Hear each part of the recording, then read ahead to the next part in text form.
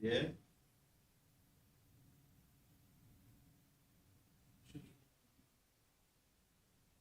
Yeah.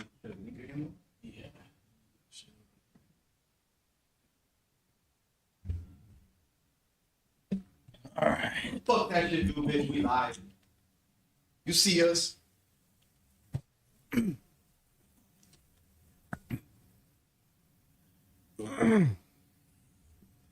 About to fix the link and all that. What's happening, everybody?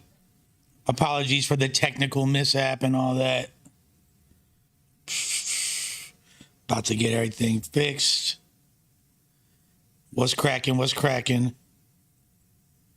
What's cracking, y'all? Appreciate all y'all good people. Bear with us for a moment while we get everything situated. Wow. Hope everybody's staying blessed out there. In the meantime, in between time, y'all know what to do. Hit that like button. Share, subscribe. Let's get some people up in here.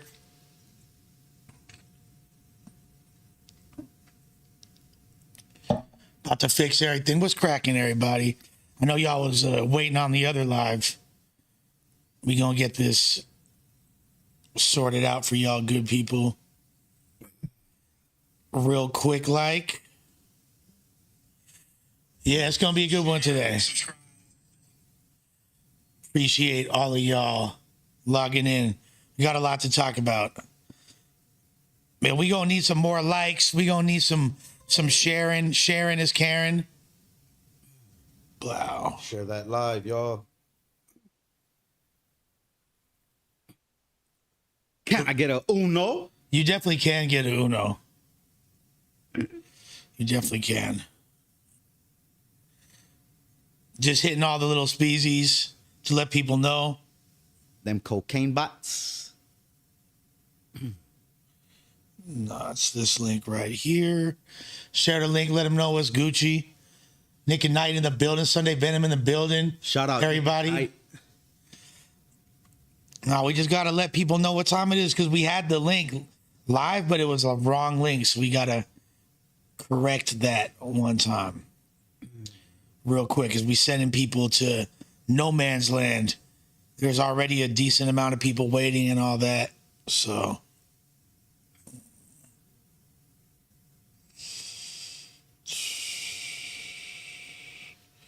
How's everybody doing? Let us know.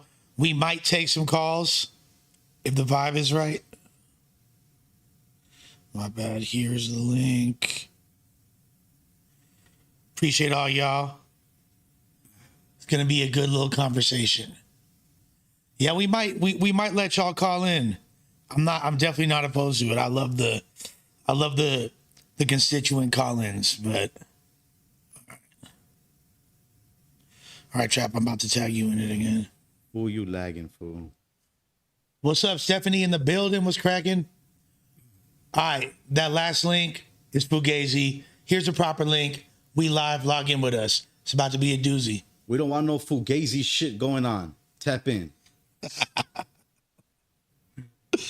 Big Trap is not with the Fugazi. Ice Money Trap, blah. Thank you guys for bearing with us for a second. A lot to talk about today. All right. They want what's cracking? What's cracking? Okay, so first of all, sorry to disappoint y'all, but I'm not gay. I feel like if I was, it'd be a lot easier to get government money. Don't they pay trans people to live in certain cities? I think I seen some shit like that a while ago. I don't know what they're maybe posted that somewhere. I forgot where the fuck. Maybe people should just stop assuming my gender and maybe I should just say I'm trans or say that I'm gay. Got some men out there trying to holler at you, bro. They're upset. Hey, much love to all them. It's all good. But unfortunately, I'm sorry to disappoint you guys. I'm not gay. And I'm sorry to disappoint the fans of the Crash Out, but I have not relapsed.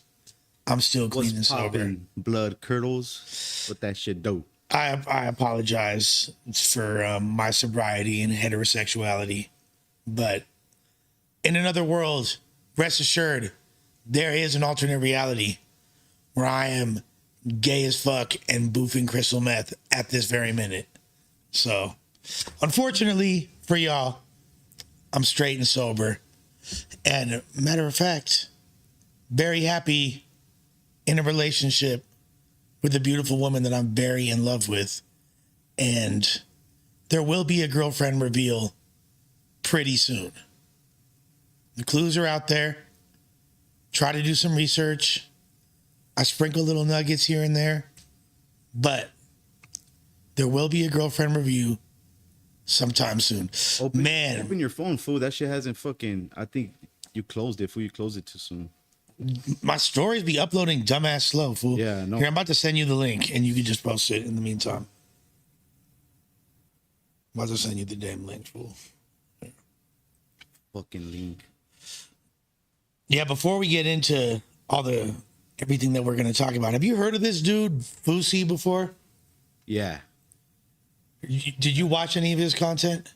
I don't keep up with it, but I have seen shit swiping before. So Foussey was a dude that, like, the Middle Eastern dude from the East Coast, and he was doing a gang of he started out doing prank content on YouTube, and then started doing, like, Middle Eastern, like, this is how Middle Eastern parents act or whatever, like, short little comedy videos.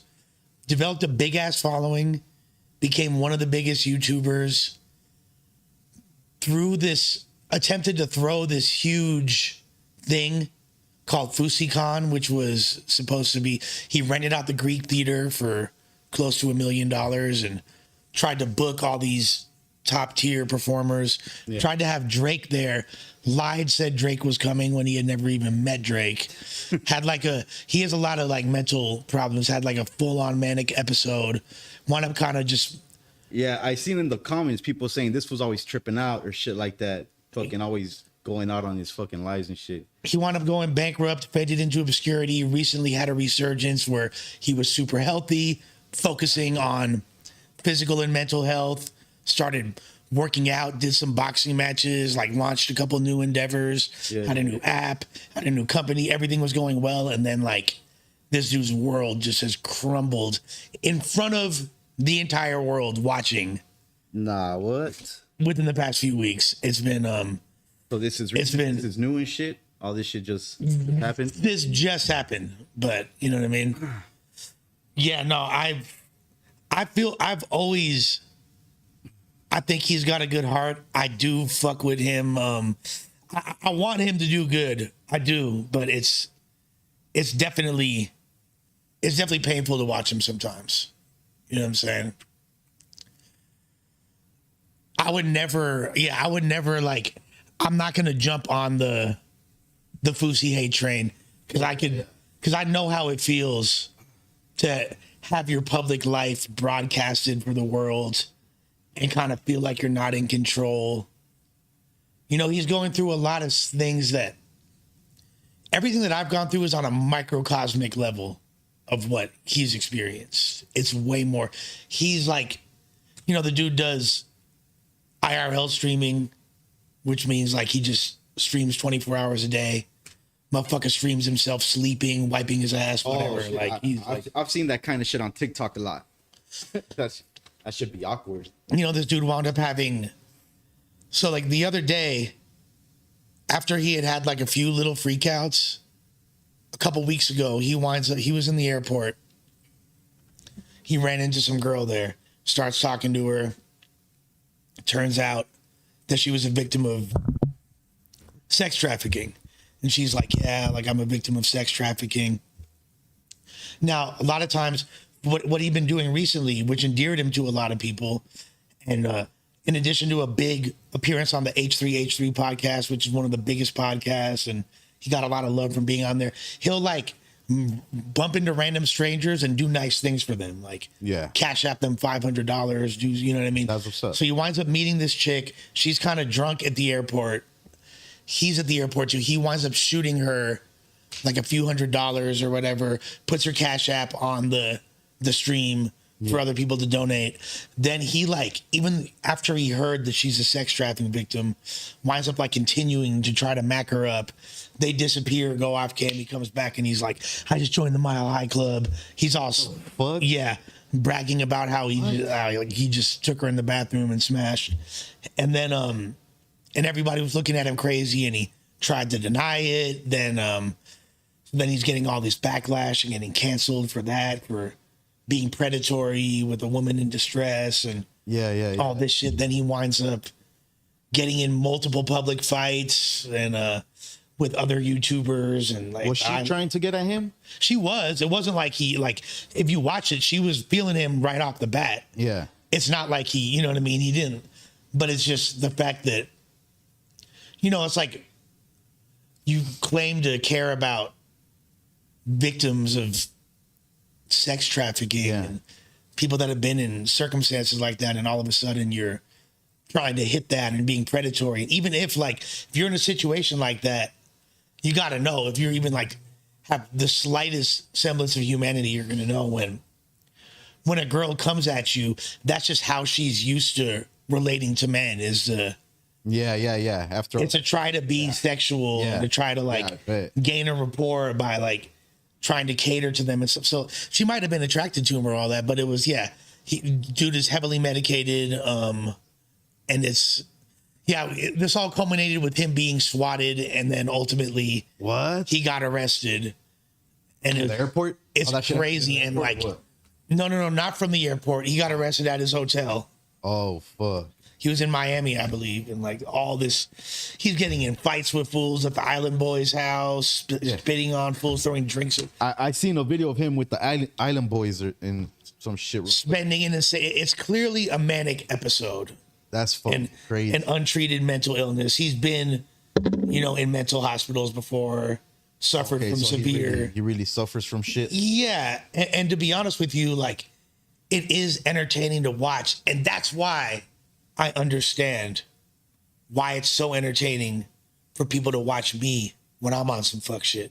Yeah. Because people, it's great to watch. It's an escape. It's like a voyeuristic escape from your own problems. Yeah. To kind of look at somebody else. That's why a lot of the content that I find myself consuming is of people in fucked up situations.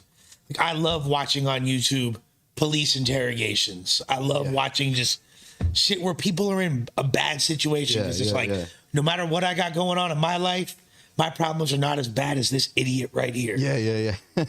And I think that's like a lot of people, like, when I would get frustrated with people wanting me to crash out or encouraging it, like, I totally get it.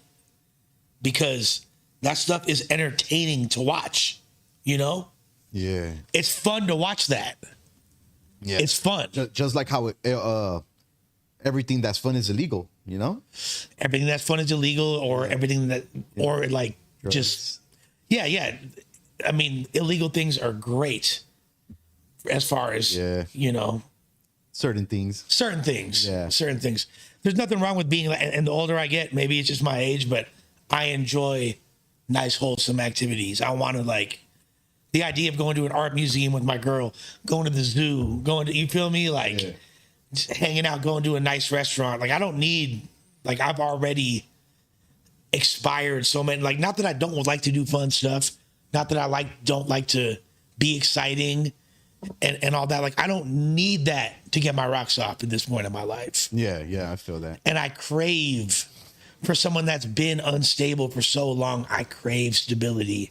I crave simplicity. Yeah. I crave, you know what I mean? Yeah. And looking at a guy like you, I feel like people misjudge you all the time, right? Yeah. People see you, they see the tats, they're like, oh, this dude's scary, this dude's a gang member, or whatever they think, you know what I mean? But they don't realize that you're actually one of the most chill people that anyone can ever be around. Not to say that you're a punk, not to say that anyone can try to get over on you or do some weird shit, but as long as people are respectful, you're not going to do. That's the whole point. You got to be respectful, show respect to earn respect. Yeah. I'm just one of the realest motherfuckers people will meet. I've been through it all. my teenage years growing up, bro, those shits were bad, bro. And they were just off the back from looking at me, you could just tell like, people don't even want to fucking fuck with me, you know? But I would love to see what Scante Trap looked like. Bro, those days are fucking, I was on all kind of drugs, bro. Out and about, just doing all kind of shit, running amok. There is a lot of momos, a lot of fucking just streets, bro. Just the streets, day and night. I remember being, when I was bullshitting, wasting bread, being broke. I remember being in Inglewood at Mellow Burger, and I seen a bunch of fools pull up, and I was like, these dudes are, I'm not saying you were there, or it was probably your homies or you feel me? But I was like, these dudes are high as at Mellow Burger. Yeah. That's the borderline to our city and the other side right there. So it's possible would you guys go to that occasion? Yeah, homies be going. Yeah. It could have been y'all ops. Never know. Right. I don't know, but all I know is I was like, damn, this little section over here in that whole, the whole y'all side of the west side, I was like, motherfuckers be loaded. I was like, it was a bunch of essays and fools look. I was like, these motherfuckers have not slept in a week. Hey, man, living that kind of life, that's the kind of shit you're born into. Yeah. Yeah, no, I feel you. It definitely is. You definitely wouldn't have. It's crazy because I had a lot of fun being on drugs. And I could tell, like, someone in the comments said, Lush during the Alki David era was peak entertainment. And I was high as a motherfucker that whole time in my life. And during that time, so this is... pop pills a lot? I did. I definitely... Ecstasy is my favorite drug of all time. I wasn't like rolling just like to go out on a Friday night or a rave. I would wake up in the morning and pop some fizz. You know what I mean? Yeah. I loved doing drugs in the morning. Fat lines of blow. I had a Versace plate that I would do coke off of, and I was doing fat líneas in the morning. Like, it just nothing felt better than before I even had oxygen in my system. Doing a fat line. Yeah. And there's something about getting coked out and then taking a shit first thing in the morning. That was just so satisfying to me. I don't know what it was, but like. I remember that. Rolling over and fucking my bitch, like, yayed out. It was just like. Saw dogged out. So, that era, which I do want to talk about. Yeah, I was fucking super delusional. I was super out of my mind during this. I thought I was a combination of motherfucking... Hey, but you know what? Scarface, Jay-Z, and I don't mean Scarface the rapper, I mean the original Scarface. Jay-Z, motherfucking the real Rick Ross, not the rapper the Rick Ross, and Leonardo DiCaprio. I thought I was such a joint and was just moving around. Had more money than I had ever seen in my life, didn't know what to do with it, was just on so many drugs. The whole way it transpired was crazy as fuck. Yeah. So basically, like, I moved to the Bay in 2001. I was 19 years old. I moved to the Bay. And I would always come back and visit and all that, but I was locked in Oakland for that whole period. I started like venturing back a lot more in like 2010, 2011, 2012 is when I wound up, like the end of 2012, I wound up getting a spot. So I had an apartment in LA and the Bay, and I had a house in Oakland and an apartment with some girl in West LA, going back and forth. By the end of 2013, I'm like pretty much relocating back home in LA. I'm like, all right, let's get it set off, because like my mentality was this. I had accomplished everything I felt like I could in the Bay. I had love everywhere I went. I was like local celebrity, household name. I had hit a ceiling in the entertainment industry. There's nothing I could have done that I hadn't already done. You know what I mean? I'd worked with a lot of the biggest artists, done shows with a lot of the biggest artists as a performer, as an event curator, as a DJ. You know, I've been signed to different labels. I did whatever I could. I had a relationship for 6 years was madly in love, although I cheated the whole fucking time and was just a piece of shit, and that wound up deteriorating. Really, like when that relationship ended, I was kind of like, all right, like I knew at that point that I had like hit my limit in Oakland. I was comfortable up there. I was comfortable. I felt like I was so just dialed in with where I was. There wasn't any growth at a certain point. I was becoming stagnant. Yeah. And I was like, let me go back home to LA and use like the success I've had in the Bay as a springboard to tie it back in with whatever connections I have in the entertainment industry that I never have used, because I'm completely self-made in the Bay. You know what I mean? Like nothing that I had in LA meant anything up there. And I started with nothing, living in a halfway house and living in the motherfucking projects and being broke as hell and having nothing. Anything that I grew up with was gone, and I like completely reinvented myself. I'm like, let's bring it back home and try to see if I could springboard this into the next phase. Me and my homeboy I did multiple shows with Messy Marv. I'm telling you, there's not a single artist in the Bay during that time that I was not fucking with. It was literally everybody, bro. It was literally, but let me tell y'all a little something. So what wound up happening, shouts to everybody in the building, all my constituents of Lush World. What I'm gonna need from y'all is a like, share, subscribe, run it up. If you motherfucking want to make your dick harder, go to royaltyhoneywusa.com, discount code LUSHUNO, one word, all caps, LUSHUNO. That shit really work. It helps. If you want to add a little spice to your relationship, your girl will be super impressed. Damn, you hitting it differently. If you about to be with a new chick for the first time, like, okay, yeah. Ladies, if your dude's not hitting it right, this might get him, you feel me, to the place he needs to be, and it'll work for y'all too. It gets you wetter as well. I still haven't tried them yet, bro. Yeah, dude, you be jerking it with the honey pack every day. Don't lie, bro. Shut your ass up. You be jerking it, bro. The other day I came to the studio, I opened the door, this fool Trap Nine jumped 10 feet in the air, bro. Shut your ass up. I'm just playing. This fool Lush being here with the lights off and shit. You feel we got to set the mood playing Sade, light candles by myself, masturbate to Smooth Operator off a honey pack. Nothing beats it. Nah. Have you tried? Nah, never mind. No, go ahead. Nah, nothing. Nah. You sure? Yeah, no free promo. Are you talking about like Blue Chew or something? Yeah. Okay, I'll tell you right now. The Blue Chew is boof compared to this. Yeah. And that, no disrespect to them.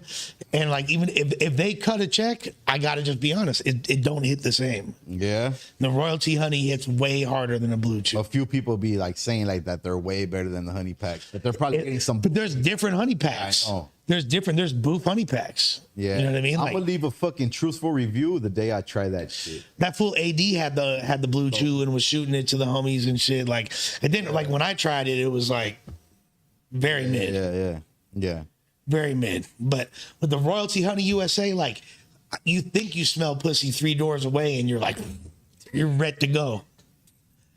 Estoy listo. Siempre listo. You feel me? But yeah. So Royalty Honey. Go tap. Shouts to them. Shout to them. Uno. And you know what? If you want to send a super chat, cool. Because we got bills to pay in this motherfucker. And if y'all entertained, shoot some super chats. But you know what? It's free to hit that like button. So yada that stomp on the like button. And just hit that like. We appreciate it. We do. Share the live. Tap in. Don't be a bitch ass Mark. Show some love to the gang one time. For real, y'all. All right. We here for y'all. Remember that shit. We are. We're doing. And you know what? Like, this part of the thing that I was like talking about as far as confession, and I will get into it more, is just how I'm feeling about this entire space and where I'm at with it. But we'll get into that. I really want to talk about this entire period of my life, though. This 2013, I wind up moving. I go back to LA. Me and my homeboy had been writing a script, right? We've been working on a script. He wanted to get that popping. While he was talking to a dude that he knew that was like a producer of a bunch of different shows and that shit popping. He winds up Firme toque. firme. He wants a firme. I'm firme. You feel me? You should fear me. So this dude, his name was Troy Edwards. He had a lot of connections with different shows and stuff like that, different agencies. He hears about the battle rap thing and he's like, look, I see what you've been doing with the battle rap thing. Will you put together a pitch for a show? All right, let's get a show popping. So I'm like, all right, let's do it. Let's try it. Let's do a battle rap reality show. So he is like, we have a meeting with this company called Relativity Media. Relativity Media is the company that does Catfish. They do a bunch of other like poppin' reality shows, right? I'm like, okay. So the days leading up to it, I'm partying. I'm not thinking about the damn reality show at all or anything. Yeah. The night before, I wind up like passing out on a bunch of, like, I take a bunch of Klonopin, which is like Xanax, and I pass out. I wake up like all days the next morning. A boy picks me up. He's like, yo, get ready. Like, you know what I mean? Like, we have to leave. We're supposed to be in Beverly Hills for this meeting. I'm like, all right, whatever. You feel me? I get in the car. I just got engaged to my chick at the time. My chick at the time, Canadian girl, very beautiful, mixed girl. She's dope. I was excited. You know what I mean? Like, we're starting this new life. I was renting a room at Smokey's mama's crib at the time. They were living in Reseda. I had my own room over there with my lady. It was dope. Right? Smokey's family is like his mama is like a second mama to me. So it was dope to be there. Right? I didn't have a car. You know what I mean? I'm like, dude, I had a little bit of dough, but I had spent most of my dough. I'm like paying rent in 2 different cities and all that shit. I still have my spot in Oakland. All over the place and shit. Yeah, I still have, but I didn't have a car. I didn't like, I was busting a lot of rentals. I would get like rentals all the time and shit. A little rental Mustang, a little fucking Traverse, whatever, you feel me? Like different things. And so this is like the end of 2013. This is the beginning of 2014.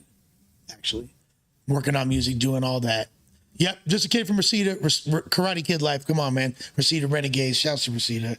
We were staying, like, the house was on Lindley and Sherman, and it's like right where like Reseda 13 and Crazies would like beef it right there with each other and shit. Okay. And, like, it was like different valley gangs and shit. I wasn't like, you know, we're cool. We're from West LA. We're not. Their politics have no bearing on us, so we're just like chilling. I'm making friends wherever I go. You know what I mean? Wind up. So I'm on my way to the meeting. In the ride from Reseda to Beverly Hills, I type up the entire pitch of what I want to do. I introduce. I'm like, okay, so what we're gonna do is this. It's gonna be like Keeping Up with the Kardashians, but battle rap style. We're gonna take. Like, me and my friends are all super interesting. We're all super viral. Some of my closest friends are viral as fuck right now. And there's a whole built-in audience. So if we chronicle their lives with their significant others and mine, and how they all bisect and intertwine, it'll be super interesting, especially just as a character study. And when I let people know the diversity, not just racially, socioeconomically, but just the whole way these different personalities interact, and the issues they get into, I was like, this is television gold right here, right? Yeah. So we get to the spot.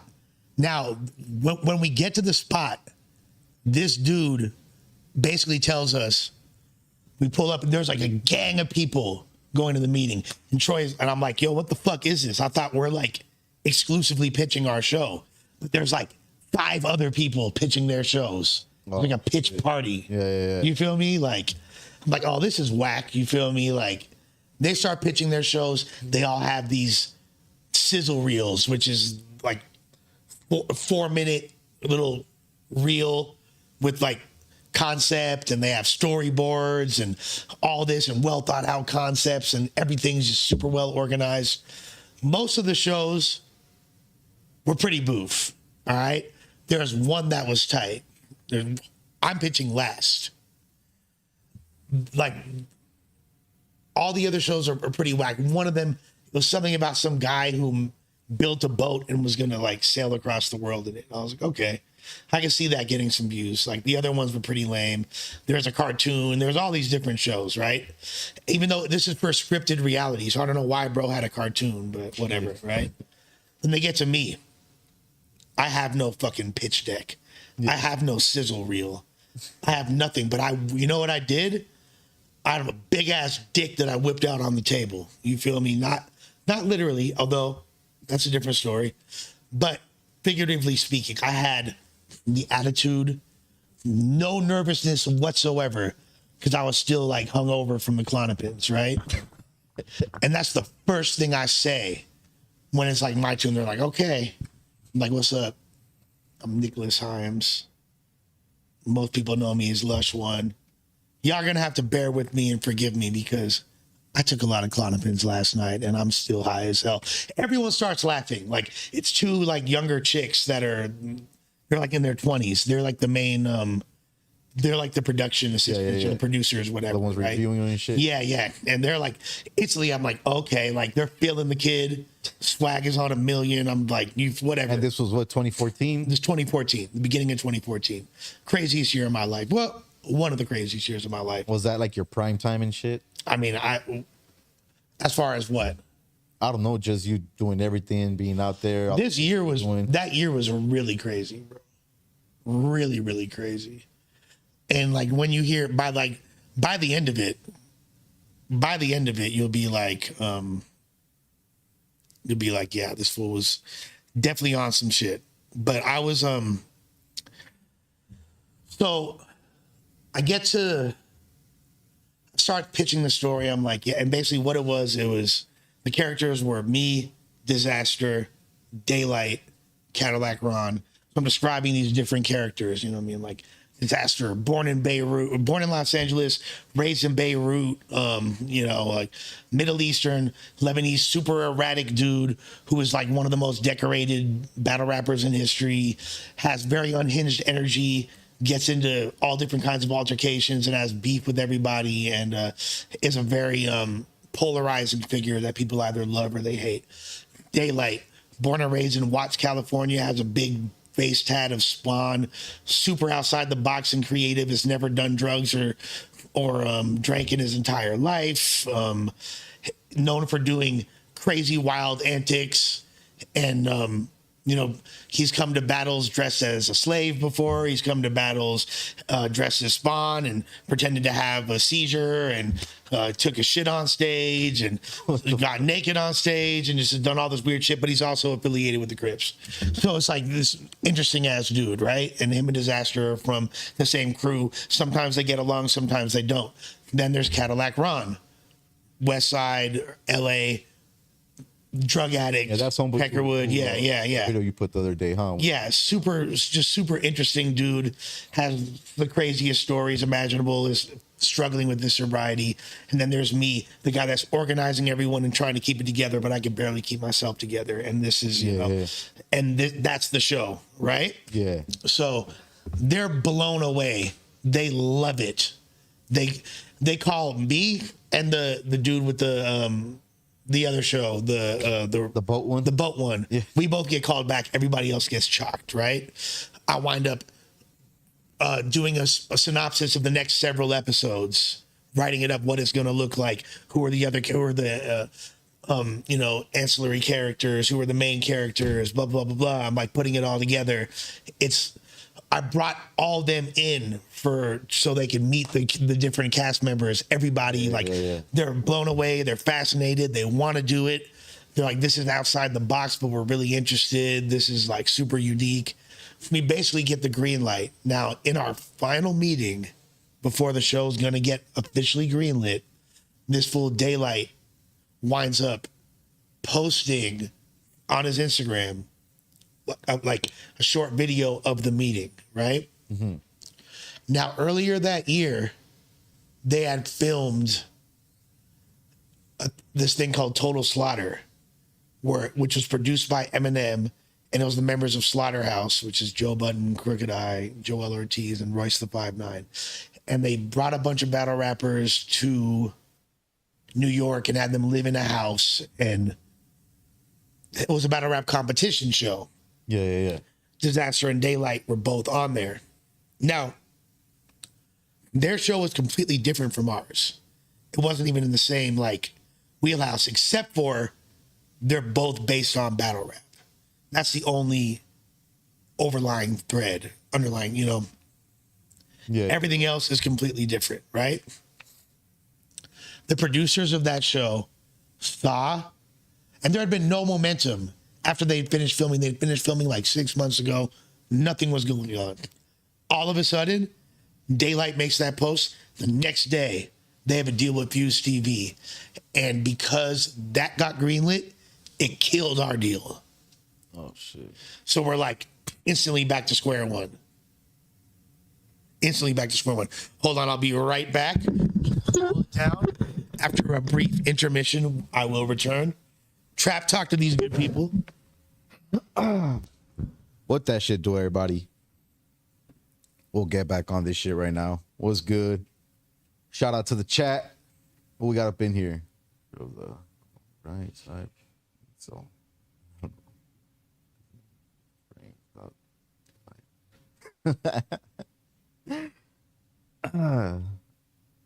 That shit gonna keep bugging you, bro. We've already heard this story. Next. Drop some cocaine bots. Who we got up in the chat?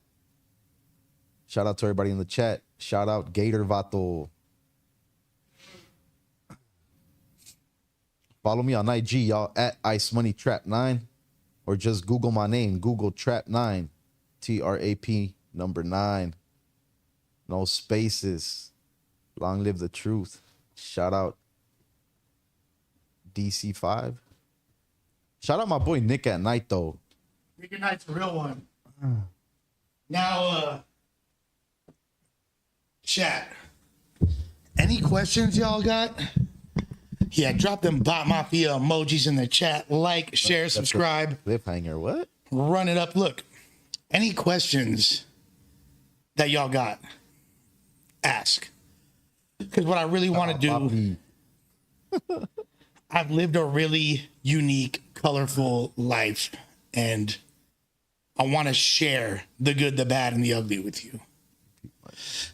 If I went and took a shit, I wouldn't even have time to sit on the toilet. I literally I walked away for 2 seconds. Just went to go fix his tampon, y'all. Yeah, it was. Yeah, it's a heavy flow day.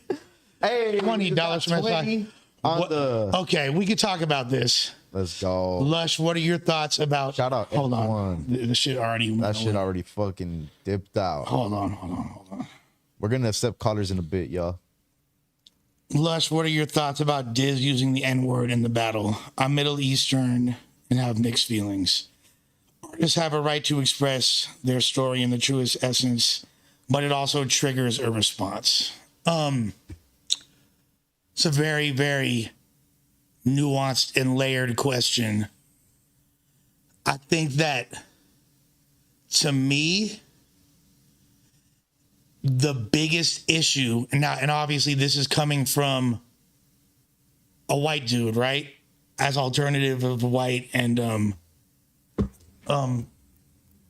cultured of a white as I am. I'm a white person, so my opinion on this isn't necessarily as valid as somebody that it directly affects. Plus, Disaster is a good friend of mine. Now, what I think is that if you got to take into context what he was saying. First of all, I understand why people would be upset, especially in the southern region, United States, in a almost beyond predominantly, almost exclusively black crowd in a very black city, Houston, Texas, at a hip hop event. Somebody dropping that word, although it gets used by all different races all over the place. I mean, Texas the Mexicans in Texas say the N-word more than black people damn near. And it seems to be no issue with that whatsoever, right? Yeah. People are not offended by that. If they are, they might be, but a lot of people aren't. And it seems like a cultural thing out there. Just like everybody just got their opinion of the day. I know a lot of people don't trip on it. That's for, you know. I could see, but I could see why people are offended, though. Like I definitely could. Now, what just to create context for the people that didn't see it, he was battling. He's Lebanese. He's battling an Indian dude, right? They're having a racially charged battle. Diz starts off his third round, and he's basically like, "Yo, like, you know, I used to get picked on." And people would say a bunch of racist things to me for being Middle Eastern. The Peckerwoods in LA, when I first moved there, would call me, and he said certain racial slurs that they would say. And he's like, and then like they would also call me a sand N-word, but he said the word, you feel me? Yeah. With an A, not hard R, but he said it. And I think that, first of all, if he had just said it and then kept rapping with his material, it probably would have offended people, and a lot of people probably would have talked about it. But if he would have just kept rapping and got to his eventual point, I don't think people would be as up in arms in wanting to cancel him and all this outrage that we're seeing. I don't think it would have been a thing. But he got in the dude's face and said sand N-word, and like he was saying it to him. You feel me? Yeah. And he then he said, the crowd kind of gasped, and they're like, what? He's like, yeah, I said it. Yeah, what? I said it. And then they started getting madder and madder and madder. Yeah. And then they wouldn't let him get to his point, which was eventually what he was going to bring it around and say is, hey, like, I empathize with black people because I had to deal with racism as well. Yeah. And, you know, which is actually a dope angle and a noble point. A lot of people might think that's corny or lame. Like I respect where he was trying to go. I wish that he would have run that approach by myself and other friends of his, because we probably would have guided him in a different direction. Yeah. Because I could have kind of seen how that would have gone, especially in that crowd. You know, I think that the intention did not match up with the execution and just the way it came off. He kind of lacked some self-awareness of how he wanted to come across versus how he meant to. And I know that Diz doesn't have a racist bone in his body. He's not a hateful person at all. You know what I mean? He's a very loving, he's international. Lebanese people have roots in Africa. You know what I mean? Like there's not, you know, he doesn't have that hate in his heart. But for people that are kind of waiting for him to fall off on the heels of him making comments about people that he has beef with at the current moment, that happen to be black men, and for him saying, he previously said, like, you're a guest in the culture, telling different black men that they're guests in the culture, when hip hop is by nature black culture. A lot of people were kind of waiting for him to say some shit that was gonna incriminate him, and that's exactly what happened here. And it kind of put him in a bad light. And it sucks he didn't get his material off, because I think it would have gone really well for him, you know? I think it really would have gone well for him. He didn't get the chance to get to that point.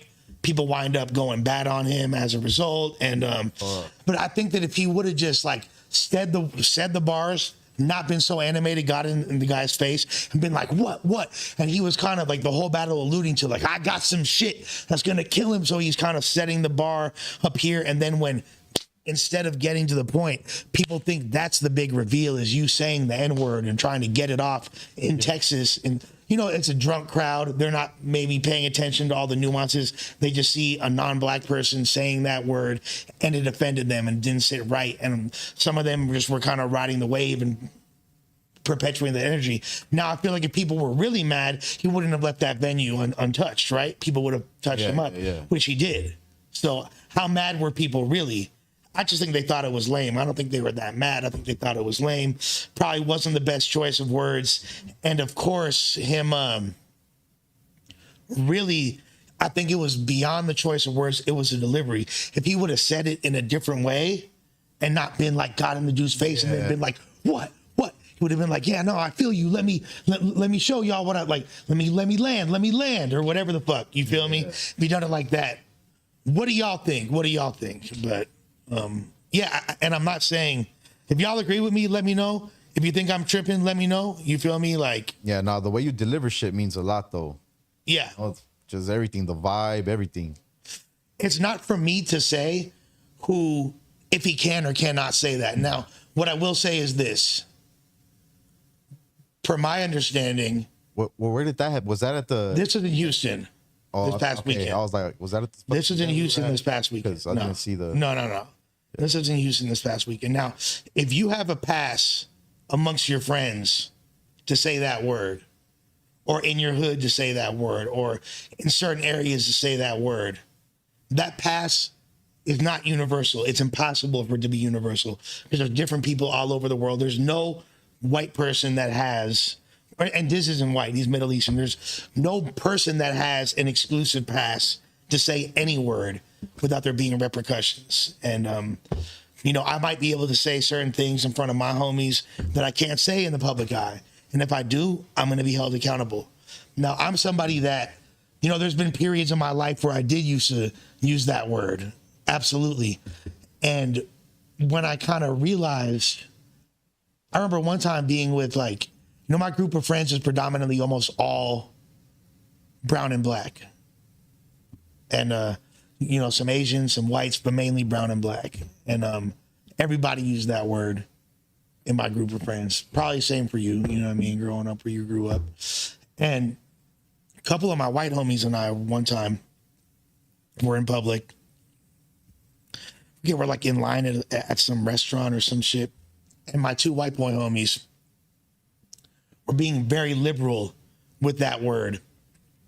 And then I saw there's an older black couple in front of us or behind us that had been, clear, they're old enough to, for sure, they had been there during the civil rights movement and all that. Yeah. They looked really disturbed and offended by hearing white kids saying that shit, and just me personally, I don't want to be the source of anybody's pain when it comes to racism or anything that could be interpreted as hate, even if it's not coming from a place of hate, which it definitely wasn't, you know what I mean? But I just don't want to participate in that. So that kind of made me rethink when and where it was okay to use certain words. And then the older you get, at a certain point, it's like, well, if I wouldn't say it to the world, why would I say it at all? You know what I mean? Yeah. So, yeah, that's pretty much what I got to say about that. So, thank you for the $20 super chat. If you got any other questions, we will address those as well. We got some strong opinions about. I think it's a very it's a very polarizing and sensitive topic. And I can understand people not giving a fuck. Now, I know that where he was going with it wasn't intended to be the way it turned out at all. You know what I mean? And he doesn't have a hateful heart, and it sucks that the crowd didn't let him land, but he just wasn't tapped into the hive mind of the crowd enough at that moment to know how to properly make that material land, or if that material is even worth using. And it sucks because going into that round, a lot of people had Diz up in the battle, or there was 1-1, or he was winning at that point, and he could have taken it home and secured a dub on the biggest battle rap platform in the world, but unfortunately didn't turn out that way for him. But shouts to Real Six, shouts to Disaster, shouts to URL TV. What questions y'all got, let me know. Yeah, it is what it is. You feel me?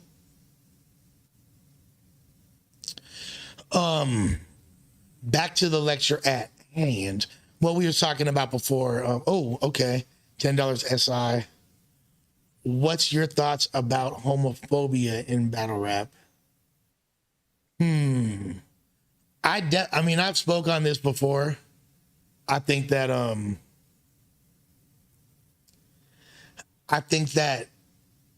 there's it's a polarizing subject, and it kind of goes back to the last subject as well, because battle rap is one of the last bastions of free speech, where you're supposed to be able to say whatever you want. Yeah. You know what I mean? Yeah, that shit gets raw. It gets raw. I feel like homophobia is played out and has been for a long time.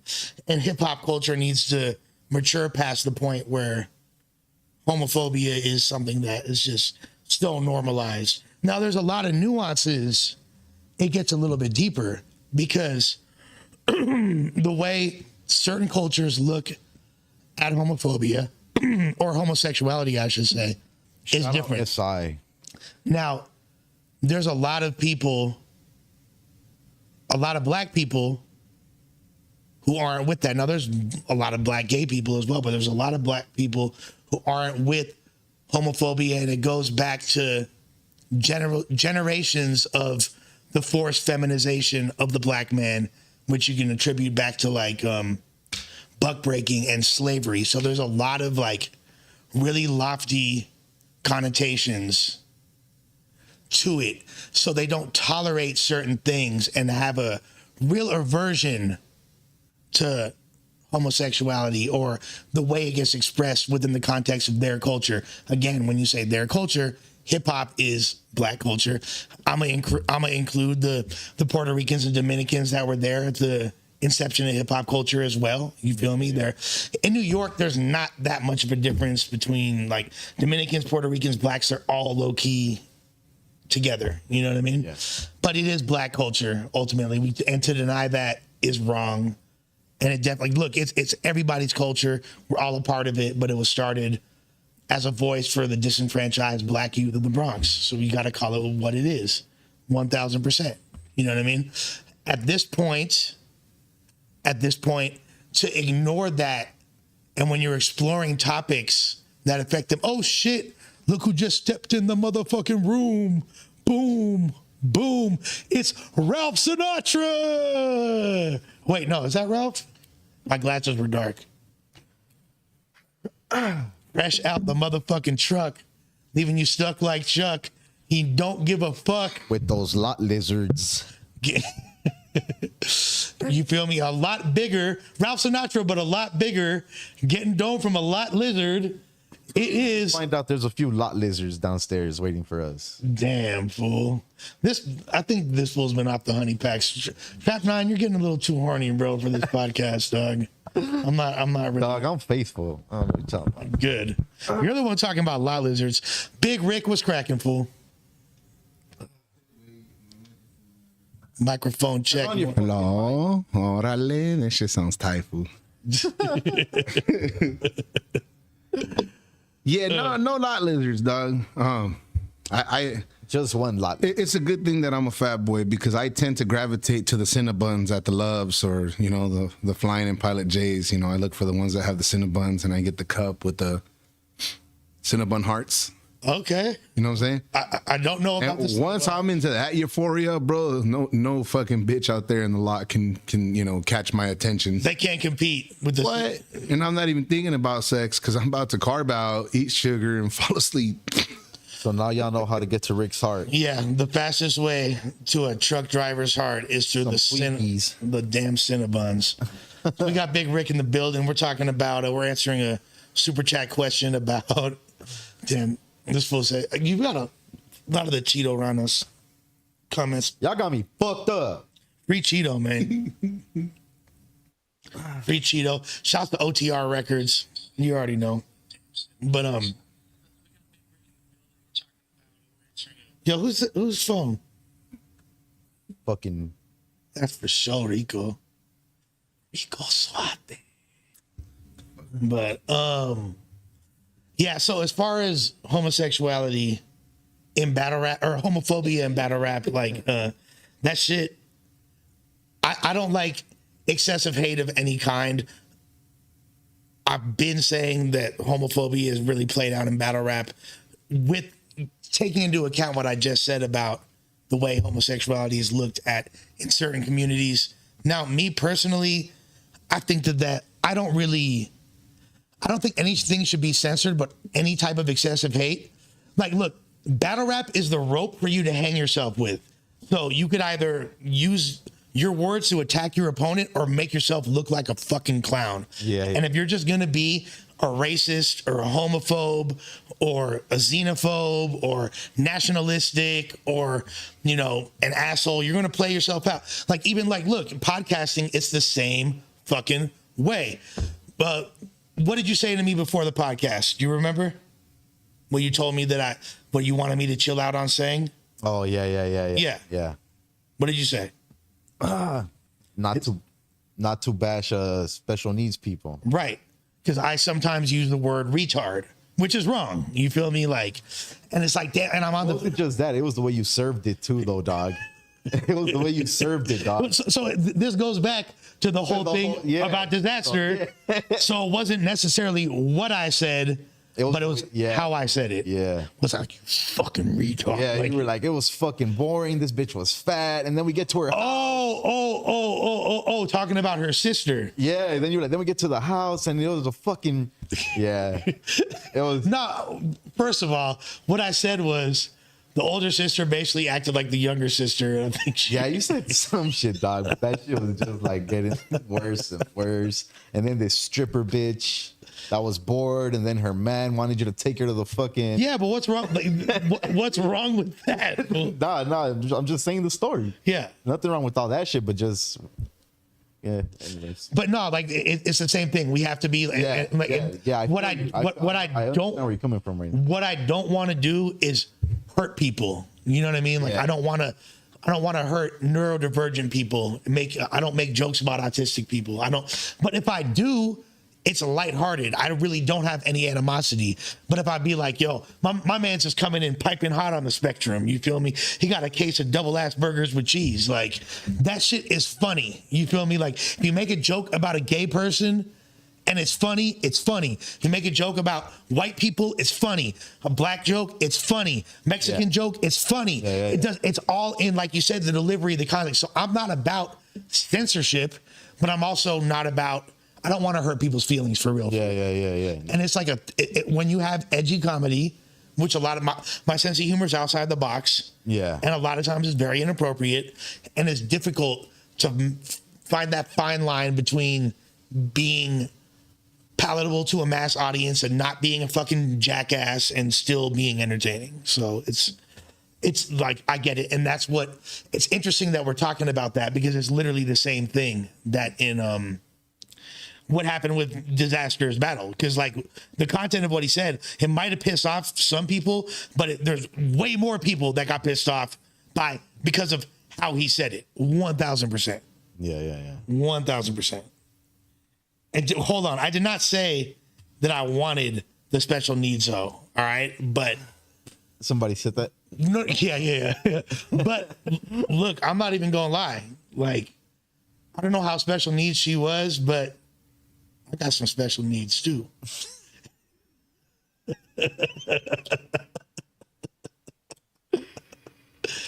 There you go. Okay, Dom John said, I'm neurodivergent. I think it's hilarious if delivered properly and not intentionally to put me down. I can handle jokes though. Yeah, and if people like, look, I'm on the spectrum as well. All right. So I know what it looks like. It takes one to know one, motherfucker. So if I see certain humor or a certain post that just reeks of autism, I'm going to be like, and if you coming at me sideways with that, I'm going to be like, yo, you feel me? Like, know what time it is. With your ism, you got the tism, and it's all love. But like, yeah, I'm not going to make blanket statements that are hateful and cut people down. And it's weird because like in battle rap, if you do it in a comedic way, that's cool. But like if you do it it's all in the delivery and the intent. Bro. Yeah, the intent behind it is everything. Yeah, motherfuckers do be taking themselves way too seriously in life. Yeah. In life. And look, I'm not even gonna lie. There are some Down syndrome chicks that are bad, fool. Let's be real. What? I'm just saying. You feel me? I'm not saying. No comment.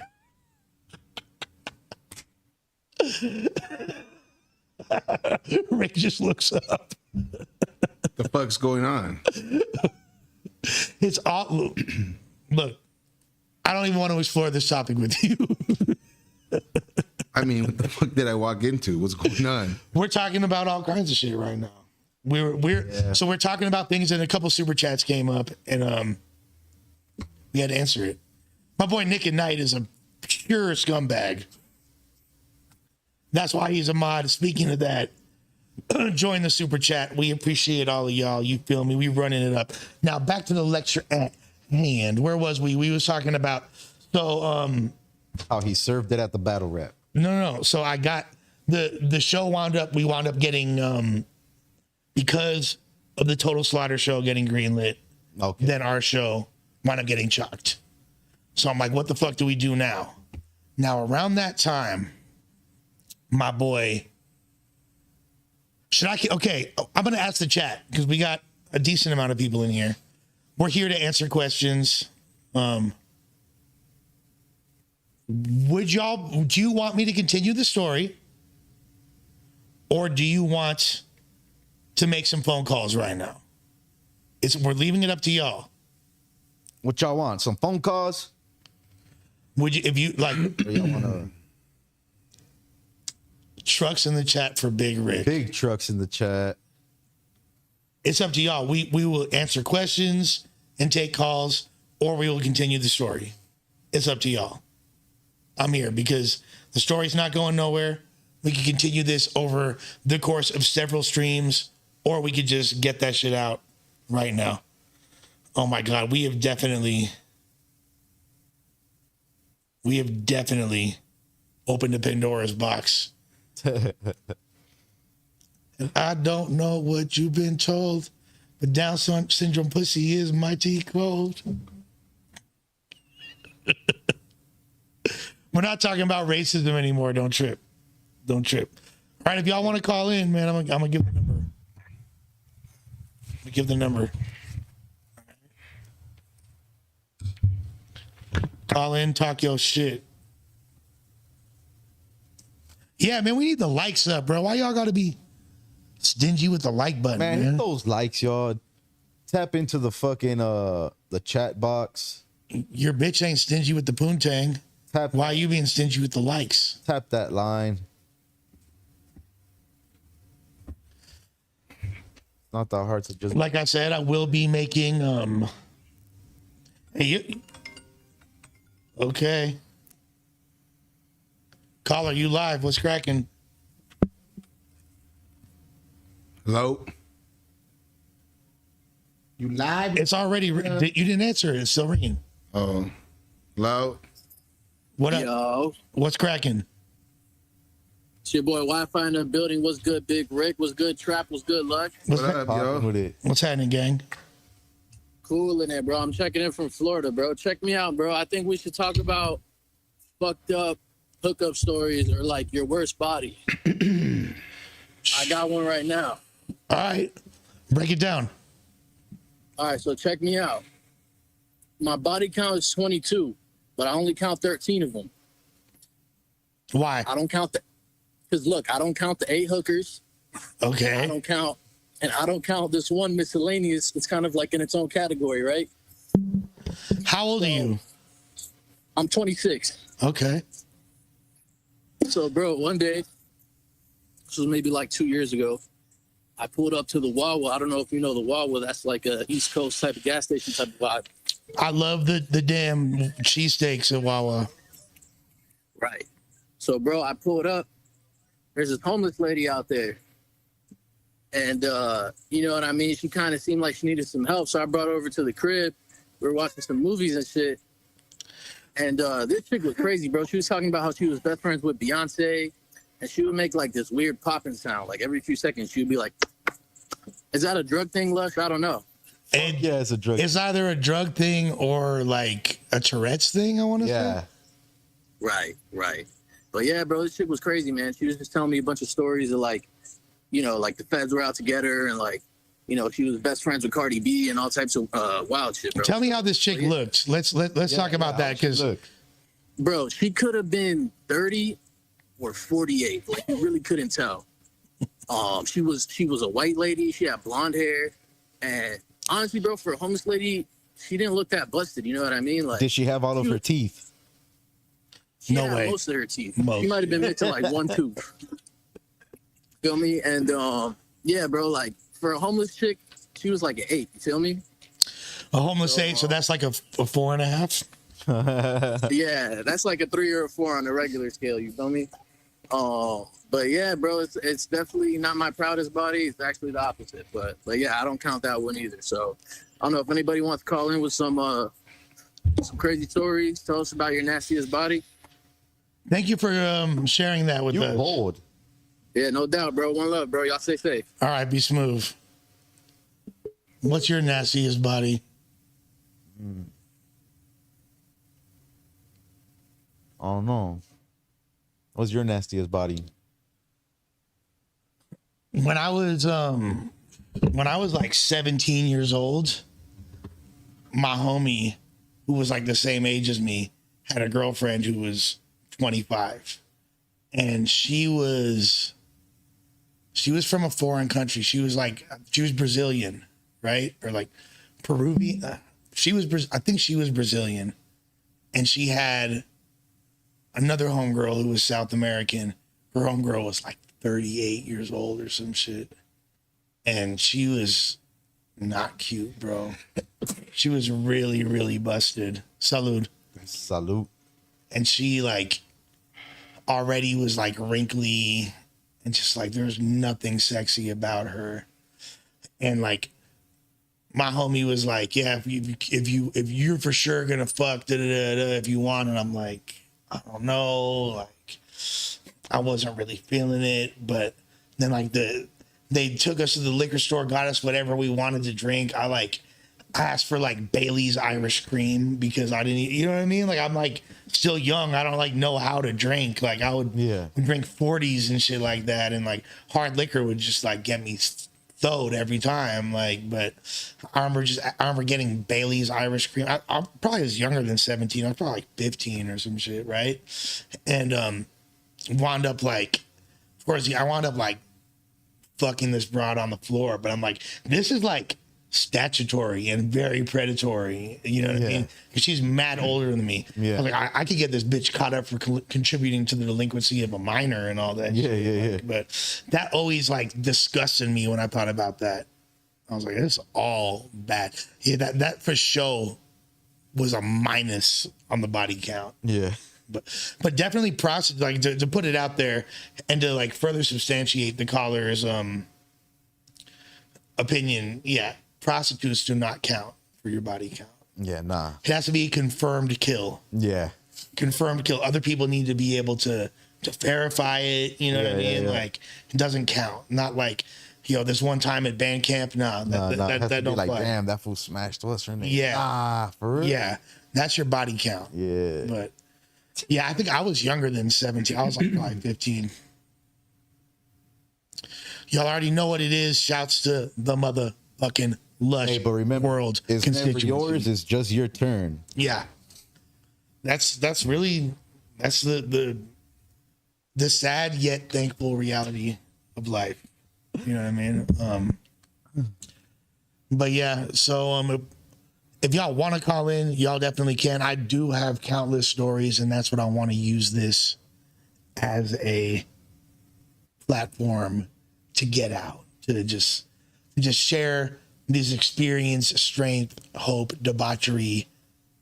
It's like that's like the whole point of this stream today, really. And we could have like the story be like a continuous, ongoing thing. Yeah, was like. Where I'm at right now is it's difficult for me. I love the chat. The chat, the number is 213-706-1092. That's 213-706-1092. Where I'm at right now, it's difficult sometimes to find the motivation. Because I'm like really at a point where I'm trying to get a grip on my mental health for real. And I feel like me giving advice on mental health, it's not that it's disingenuous, but I just don't know if if I'm the best person to listen to at this moment because I'm struggling with my own mental health. I'm gonna keep it honest, and what I'm not gonna do is lie to y'all. $5 from SI. What is the average pay for a battle rapper from B-lister to A-lister without giving anyone's info? So if really it's whatever you can negotiate, and it's a supply and demand principle. Most battle rappers,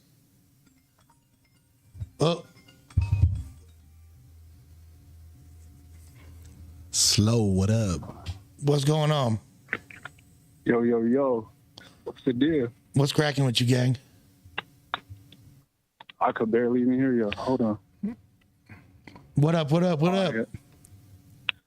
All right, look, I got a question for Trap 9, my boy. What's popping?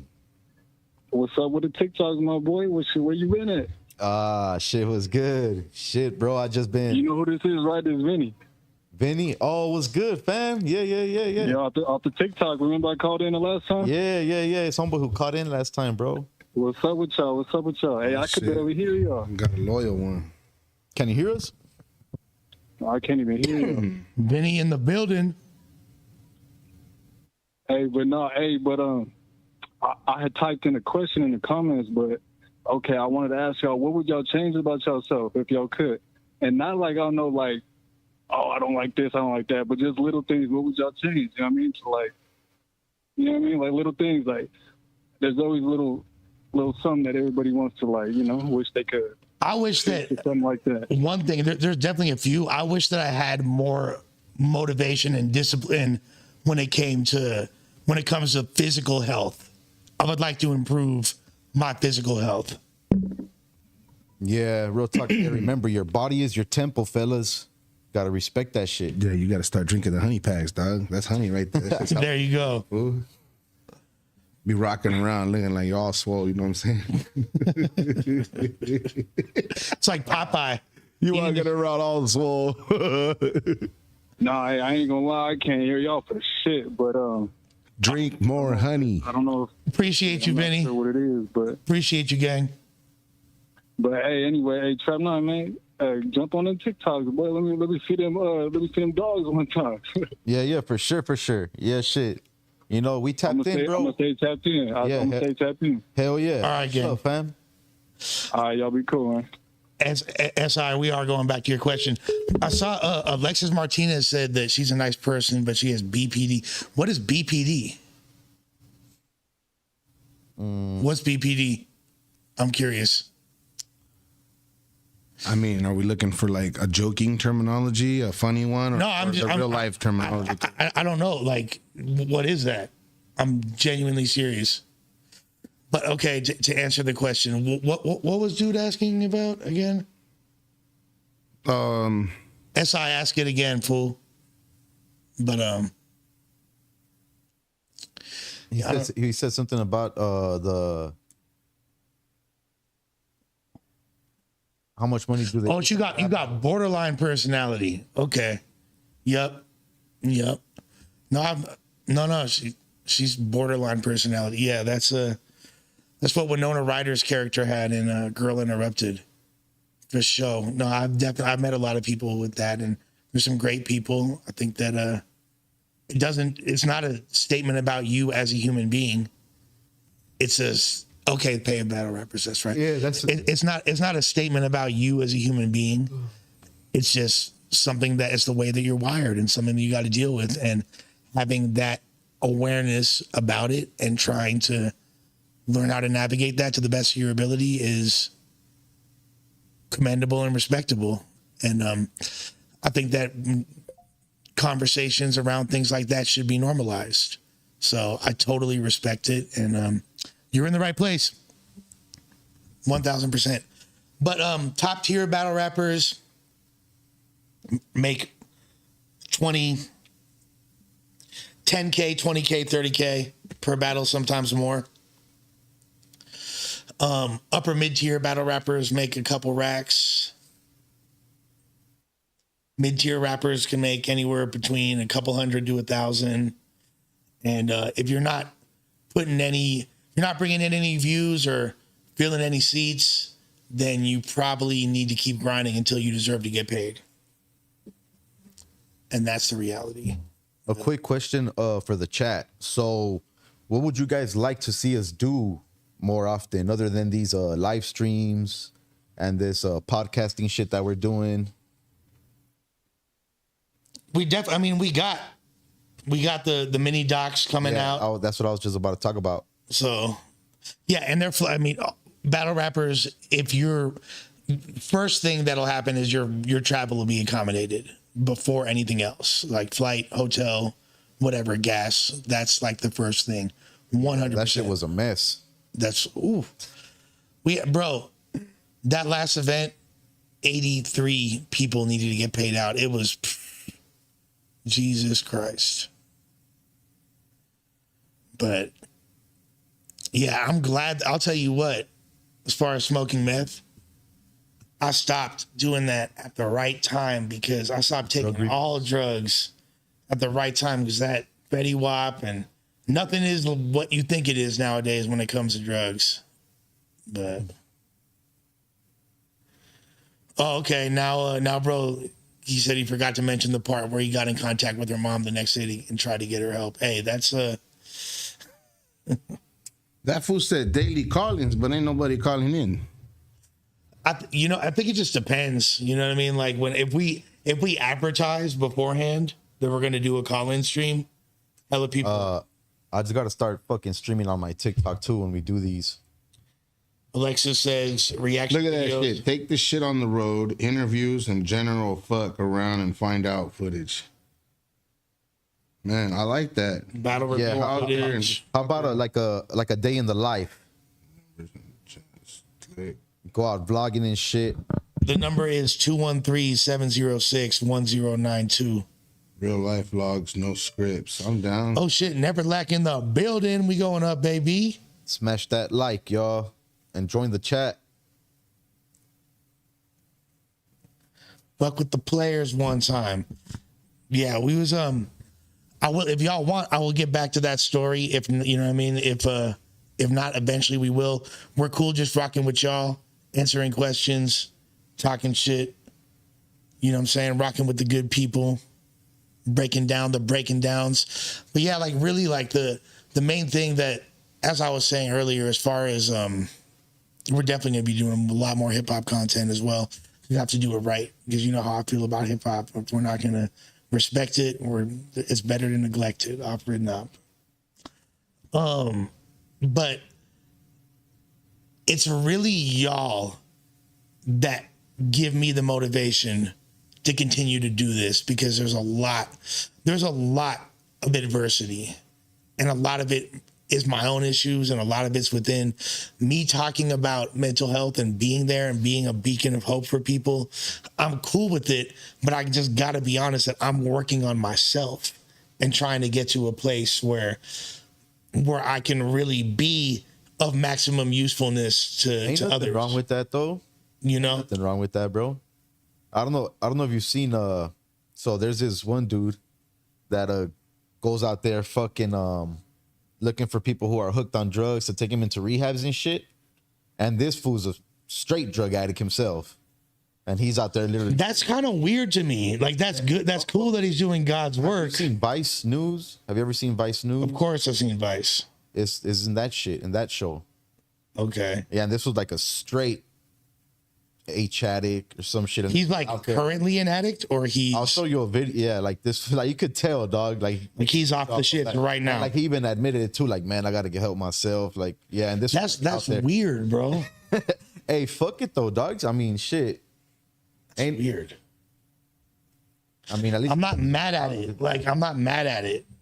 And I'm not gonna ever like look. I try to make myself as available to people as I possibly can, but like, I would be like, I have thought about taking a prolonged break, and there's a lot of like a lot of me wishes that I could, but I feel like I can't, and that's why, you know, to bring it full circle to what we were talking about at the beginning of the pod, we were talking about Foussey. Like, I feel like I can relate to that, but.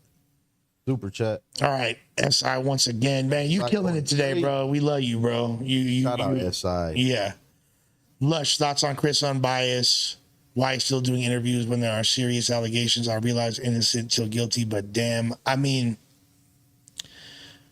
you know, it's not my job or the culture's job to convict him or not. We're going to see in a court of law if the man is guilty or not. Now, I tend to stay away from anybody that has allegations of that type of nature. However, the fact that he got out, the fact that he's been beating those charges, the fact that he was granted bond and all that shit, like, it's not my place to admonish or judge the man. I have seen people that wound up being found innocent and proven innocent of some egregious charges of a similar nature. Now, like, I understand people wanting to distance themselves, but we got to wait and see at this point. We definitely got to wait and see. So the number is 213-706-1092. Yeah, Alexis, we got love for you, Playgirl. Come on. He is, as far as I know, he has not been, I mean, he definitely has not been convicted. I don't know what the current status of his case is. Rocket Skates, $5. Rocket Skates? What is your advice to those seeking sobriety, high-functioning alcoholic, but not looking for higher power religious advice, and rehab is not an option? Well, rehab is always an option, first of all, and even if you feel like the finances aren't there, like I didn't have any money to go to treatment, and I wound up getting sponsored by a company called Music Cares. Like, there are ways. There are always ways. But SI, I do want to go on record and say I do not fuck with any charges of that nature. That shit is janky, but I'm personally stalling Chris out until we get to the end of it, and my experience with him has been positive, and we'll see how it goes. Hey, to Rocket Skates real quick, that's that question that you just asked. Just know that you could get off and you do not need rehab, because I didn't go to rehab. And I got off of all that bullshit. And just know we still here and we still lit and we sober. Rocket Skates, I wish you would call in because I have questions for you. What defines, in your eyes, Rocket Skates, what defines a high functioning addict? Like, and if you're high functioning, what is the reason why you want to stop? And what is the extent of your alcoholism? I mean, the fact that you even feel like you need to ask questions of this nature, you might need some type of help, bro. So the fact that you're even questioning it, it is a source of pain in your life to some degree. Mike Lowry celebrated his 1 year today. Congratulations, gang. Come on. By the grace of God, we got another one, you feel me? Now we on the way to year 2. Let's get it. Yeah. Man, that first year's a doozy. Shout out Papi, man. Innocent until I've given you the number like 4 times now, bro. Yeah, I'll give it to you one more time. It's 213-706-1092. But yeah, I don't know. Like it's difficult to say. Hey Rick, drop the number on the chat. Yeah, I got it.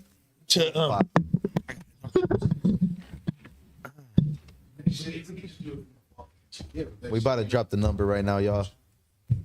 Help is out there. Yeah, just know that help is out there. But, if you don't want to go to rehab, just know that you don't have to. It is possible to sober up, y'all, on your own. It really is. And about to plug it in. I personally feel like just know that everything that you go through in life and everything you've been through is what makes you into the person you are today.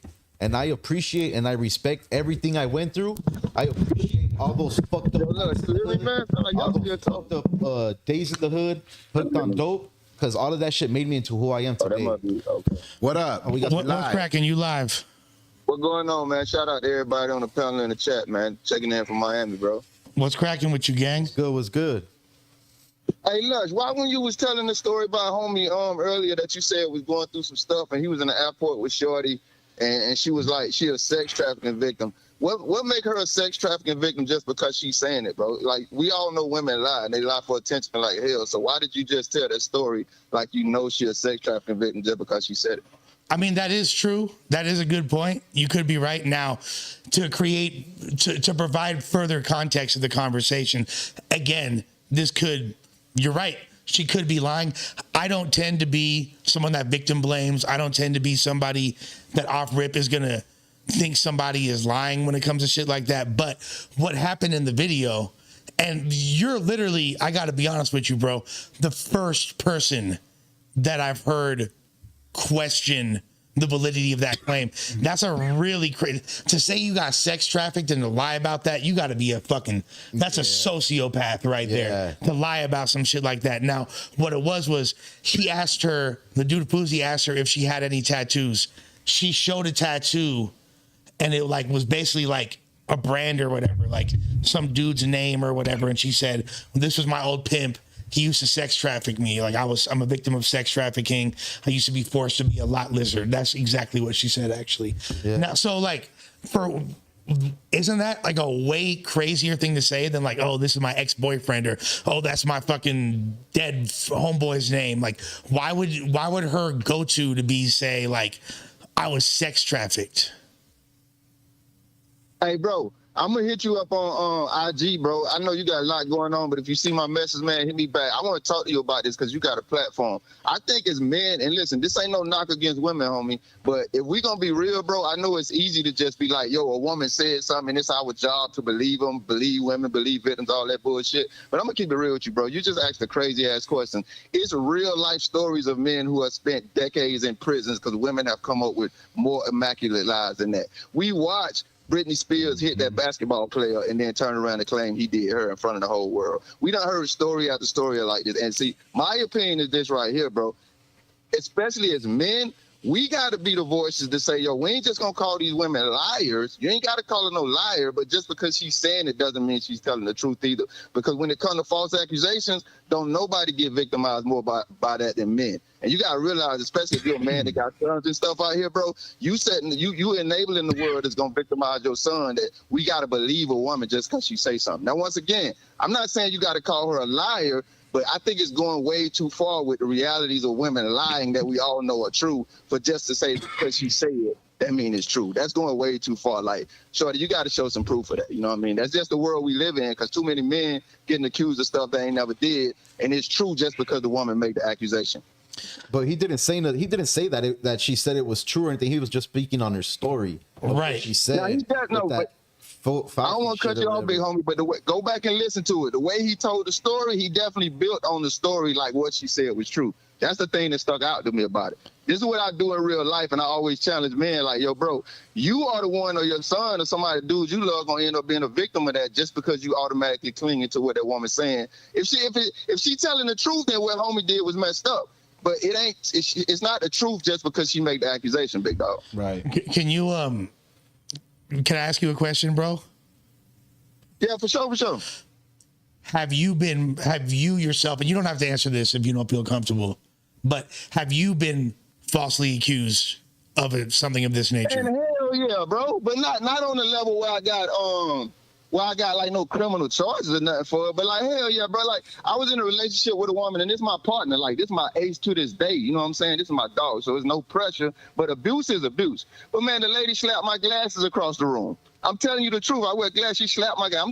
I know I'm a man, so everybody gonna laugh at that, right? But, and it's just one time, bro. I guarantee you've been in this situation where your girl did some foolishness and then she flipped it on you, you know what I mean, and made it look like you was so that's false accusations. But I think you asking to the point where, like, have I ever faced any criminal charges? Nah, I haven't. But my heart beats for people. So I don't just look at it like, yo, we got to watch out for women because they out here getting raped. I look at it like, yo, when you falsely accusing a man of raping you or doing something to you, and we got to have a heart for that too. We can't just have a heart for women out here. Too many dudes losing their lives and freedoms and jobs and well-being because women know all she got to do is say you did something. So no, it ain't never happened to me personally, but I seen it happen to too many dudes. You see what I'm saying? So I'm like, nah, we got to have both sides of this conversation. That's all. So just to strengthen your point, you know, I've actually had a woman, one of my exes was abusive to me, but put hands on me, busted a bottle over my head. I have experienced that as well. So I understand what you're talking about, right? On top of that, we all know the Emmett Till story, things like that, which, you know, cost a young man his life based on the lies of a woman. So that shit is fucked up, especially when you add the racial connotations as well. You know what I mean? And that has a lot of different implications and goes back generations. At the same time, you're right. It's not good to blindly believe anybody, but at the same time, it's a fine line, because we have to protect justice in general, but there is an epidemic of women being abused, women being hurt, sex trafficking, all that shit. And I don't condone none of that shit. So I'm an err to the side of caution and believe a woman, although I'm not going to jump out the window and join a fucking lynch mob witch hunt either. To provide further context for you, one of the previous super chats was asking about a dude who's a blogger in the battle rap culture who has... Chris, I'm biased, bro. I'm a battle rap fan, bro. You ain't talking to no square. Okay, so you know about that. And how did I respond to that? Did I say, lock that fool up? Fuck, did I say anything like that? Like I said, no. I said, give the man his trial. We'll see how it pans out. You know, like, I don't fuck with those charges or anybody that's got that, but we don't know if he's guilty or not. He's been good to me. We got to see what's up. I'm not inclined to necessarily, I don't know all the answers. I haven't read all the paperwork. I don't know what you know what I mean? So I'm not going to jump out the window and try to fucking, do a witch hunt against him either. So, you know, it's about each situation that comes up. We got to take it with a grain of salt. And there's one person's perspective, the other person's perspective, and then there's the truth, which is oftentimes in between both of those, right? For sure. And what you just said is all I was saying, because just like you said, there's an epidemic of women being abused. I don't want to say do your research, because then I'm gonna sound like one of these square dudes. I can't stand when people say that. But be educated, homie. There's also an epidemic of men being falsely accused. And what people don't realize is when men get falsely accused, that don't just affect men. Like, a lot of these dudes got families behind them. They got wives behind them. They got fathers and mothers. But, you know, when else I see dudes get falsely accused, or I mean, even, you know, in some instances they're directly accused, but it's always when they like get famous, you know what I mean? Like, for sure, like Bill Cosby and R. Kelly and shit, you know what I mean? Like, you know, that's always when that type of shit comes out. So, but nobody really knows. You only see the famous side of them, so nobody knows what the fuck they did when they were, you know, climbing the ladder and shit. You know what I'm saying? Yeah, and then sometimes famous people, on the other hand, can get away with a lot more shit because people want to defend them, or they're like, oh, he can never do that. Like, this is my favorite comedian or singer or artist. So it goes both ways. Now, I will say this. I don't know if you actually saw the clip that I'm talking about, but, you know, you sound like you're an experienced dude. You sound like you've been in the streets, I'm assuming, in some capacity. You kind of, we get a sense. We know what a sex worker looks like 9 times out of 10, right? You could read somebody's energy. You could tell that woman looked like that woman looked like she'd been through it, bro. And if you seen her, you'd probably be like, yeah, she don't look like, she looked very, you know what I'm saying? Yeah, for sure. Let me throw this at you too, though, Lux. And all I'm saying is this right here, homie, because I'm like you. I ain't backing no female or male, because I think it was you that told the story earlier. It was you about a female sexual predator preying on you. Correct. So that's all I be saying when I bring this up, because we always had this conversation where men are guilty, and guilty ass sexual predators that are men need to be dealt with in the justice system. I'm not here to cape for them. I'm just saying women know that they can use victimization and they can weaponize girl tears and, you know, just having a vagina. So we got to tell both sides of the story, and we got to vet these women, because like homie say, all of these famous people getting accused, bro, they know that all they got to do is accuse them. They don't even need no proof of it. But going back to what you said about women who look like, you know, you're right, bro. You can look at, you know what I'm saying, some work and tell it some work. Right. A lot of these women are volunteering to be work, homie. And then when it benefits them, they turn around and say, I was sex trafficking. Nah, shorty, you was out there hustling with somebody that was hustling with you, and now you want to use that other side of the story. So that's all I'm saying. You said it, big dog. We got to vet these stories, and unfortunately, that's not what's happening in the world. What's happening in the world is women are making these wolf cries crying like wolves, and we just believe them because they women. And a lot of times, too many times, let me say that, men and the families behind them end up becoming victims of predatory ass females that know people gonna believe them just because they female. So all I'm saying is, let's remember when we're hearing these stories and telling them what you said, big dog. No, look.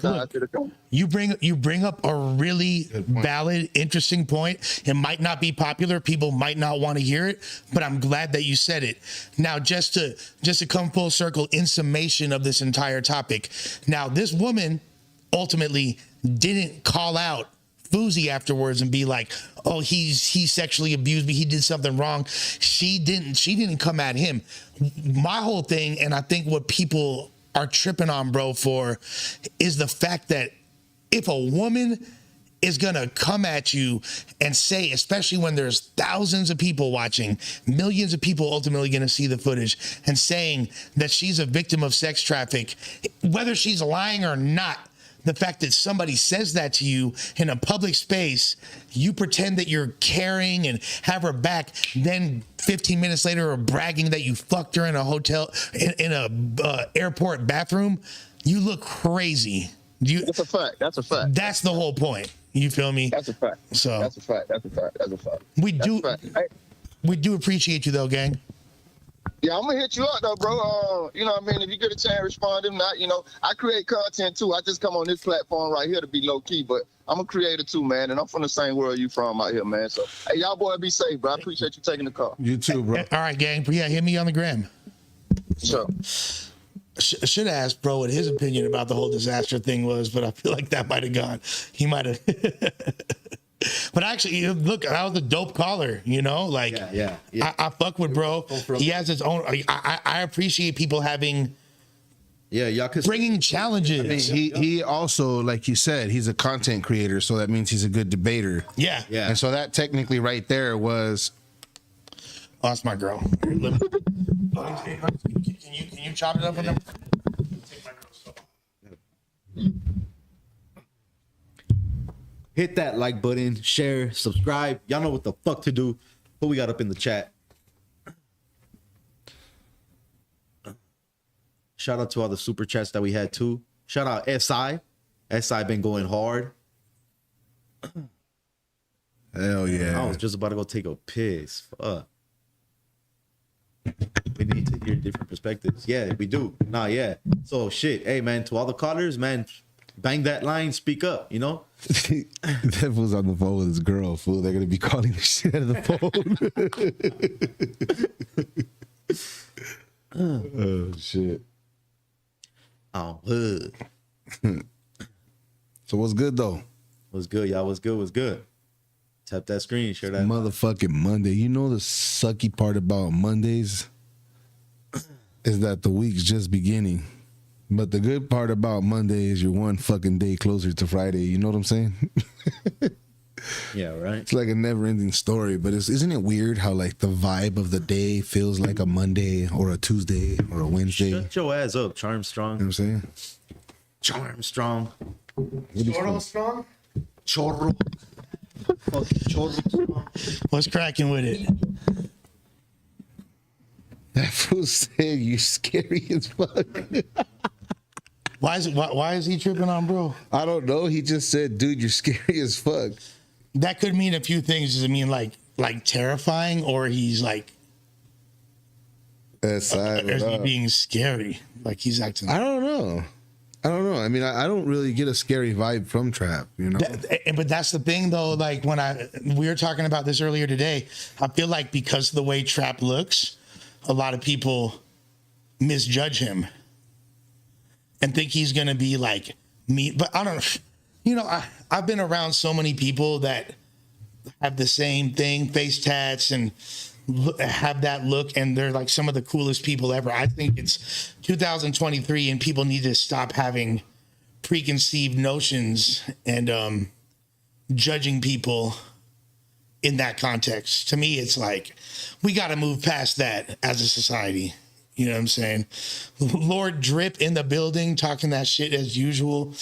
Again, like I encourage more people like that last caller who are going to have their own opinions, whether or not we agree or not. I love those type of conversations. I would like to have entire shows full of that type of dialogue. That's what I live for. That is why I'm in this field. And that's what I like to do, is have those type of discourses with people, to me, it's a lot more fulfilling than the bullshit. And that's why we're here. And that's the audience we're attempting to cultivate. As I do I know Hassan Campbell, not personally, but I've been privy to him ever since the whole Africa Bambaataa thing. And he's definitely an interesting YouTuber. But yeah, people got my boy Trap fucked up. That's one of the chillest dudes you'll ever come across. Like, I wouldn't try to play him, or I wouldn't try to, like, think anything sweet. But at the same time, don't start no shit, won't be no shit. 1000%. Trap is a solid individual, and he keeps it real. But yeah, I like it. I think at this point that it's important that like streams like this motivate me and make me want to keep this shit cracking, because like literally, like I said, like the whole point of this stream and the confession was that it's difficult for me to want to, based on the place I'm at in my life, which is a transitional period, and I'm trying to really get right. I'm trying to improve my mental health, my spiritual health, my bank account. I'm trying to get to a better place. And sometimes it's difficult for during this, like when the damn caterpillar's in a cocoon, it might not be the most graceful period for people to look at. I want people to see me come out as the motherfucking butterfly. Shout out to all the cute tortas. Hey, I can prove. Tortas? Where? Yeah, we're. Damn, I'm not pastor torta right now, fool. Fuck, I'm hungry too. With fucking avocado and some refried beans on a toasted birote. Oh, Damn. Speaking my language, sir. man. I'm feeling that. My girl's mom made some caldo last night, and it's flames, and brought it over to the crib, and yeah. You say gracias? Hell yeah. Gracias. That was my first time meeting my girl's mom. My first time meeting my girl's mom last night in person. We FaceTime before, but it was really dope. She's a super nice lady, senora. You feel me? Yeah. What nationality is your girl? She's Latina. Mexican? Her parents? Or her parents? I don't want to give away. I feel like if I say it, yeah. but it's Mexican adjacent. Let's say that. Okay. But Okay. yeah. So we could say she's Mexican, but she's all I told the mom, I told her gracias por criar una hija increíble. You feel me? Like, she was all happy and shit. You feel me? Yeah. Try to be all nice and shit, but like it was a trip, like meeting her mom for the first time and all that. Yeah. I want to introduce her to my parents. And She's like, look at this dumbass who trying to speak Spanish. No, they like that shit though, right? You feel me? Like, That's what's up, yeah. I can tell you this, you're going to learn Spanish being around them. bro, I've been like this. Not my first Latina household. I know. Yeah, you got it. yeah, like I can speak it, but like at the same time, like, and this is what I always tell people, like I speak like Chicano slang more than I speak Spanish. Yeah. You know what I mean? Like, so I would like to be fluent eventually, but Yo, Lush, when you dropping Cocaine Bot 2? Cocaine Bot, baby. Bro, I'm sitting on a gang of music, and looking to get that out. And real quick, y'all, just know that we love everybody. We love everybody in the chat, all of our viewers. As for my personal viewers that come from my page and everything too, just know, and I'm genuine with everybody. So if y'all hear me talk shit, don't take it to heart. We just stay talking shit sometimes. See, like, look, I love. Look what Alexa said. Like, if anyone speaks to my mom in Spanish, she'll love you. Especially a motherfucking gaucho. You feel me? Like a damn white boy talking to your mom in Spanish. She gonna love you. Off top, my boy Louis Lestat said, yo, Lush, you still making music with 667 baby Franco? Yeah, bro. Franco Chain is my motherfucking rally, bro. That's my brother right there. Zudaville, you feel me? Like, yeah, Chase and I got a gang of shit unreleased. Illy, like everybody, the whole Fredo, like, yeah, 667 Por Vida, my boy Bones. We definitely You're laughing at Chris Gomez's comment?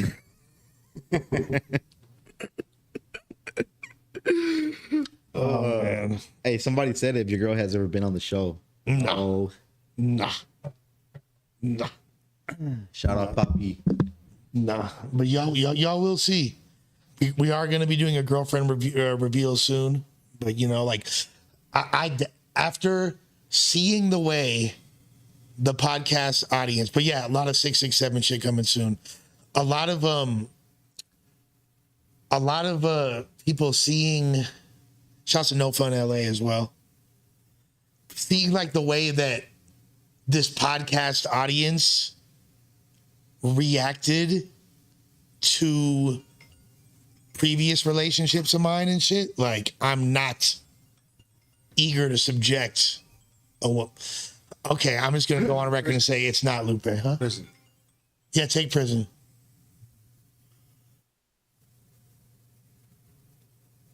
Answer it. Did. What number? Huh? What do I push? What do you mean? Oh, press 5. But you should hear them. You should hear the thing. Here, hand it to me. Oh, I had it charging. That's why. Here. 5. Hit that. Now. Hit that. Press 5. 5. We'll see who it is. It's one of my prison homies. Thank you for using Global Tel Link. What up? Is it Dida? What's up, sir? Hey, bro, What you doing? Hey, you live on the podcast right now, fool. You live on the podcast right now. You live on the podcast right now? Yeah, right now. You live on Lush World, homie. You live. How you put me on blast? Hey, bro, we're doing call-ins. We're I was doing. about to ask you a personal question. Yeah, we might want to. All right, what's happening? We might want to hold off on that. I mean, like I personally don't mind. What are we but, talking about? so we're talking about? We're talking about a whole lot of the whole lotters right now. We're talking about some battle rap shit. We were talking about some crazy stories about my past. We got the homie Trap 9 from Inglewood with us today. We talking all kinds of. We talking about. Actually, it'd be interesting to get your take on this because we're talking, like, one of the things that we've been talking about today is people being innocent until proven guilty, and a lot of people, you know, when they get certain charges of a certain nature, the way people react to them, and, you know, like, what's your policy on that if you're able to speak on it? Yeah. Yeah, you know what I mean? It's like you always feel under judgment, you know, when you walk into a room full of people who ain't really experienced,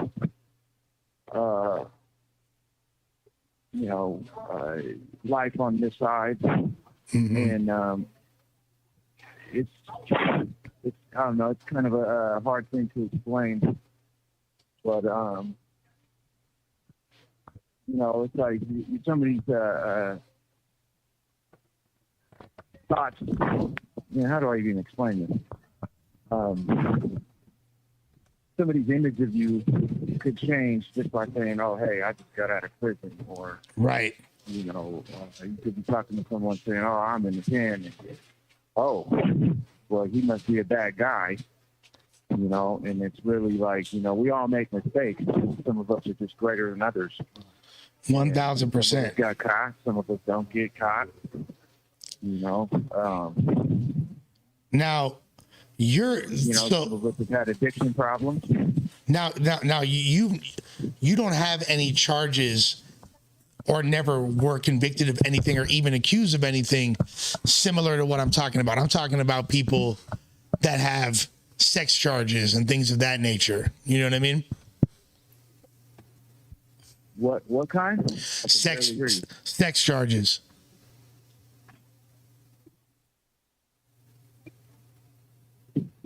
I'm sorry, man. I can't hear what kind of charges. Here, hold on. I'm gonna grab the phone. Hold on. Because he can't hear me for some reason.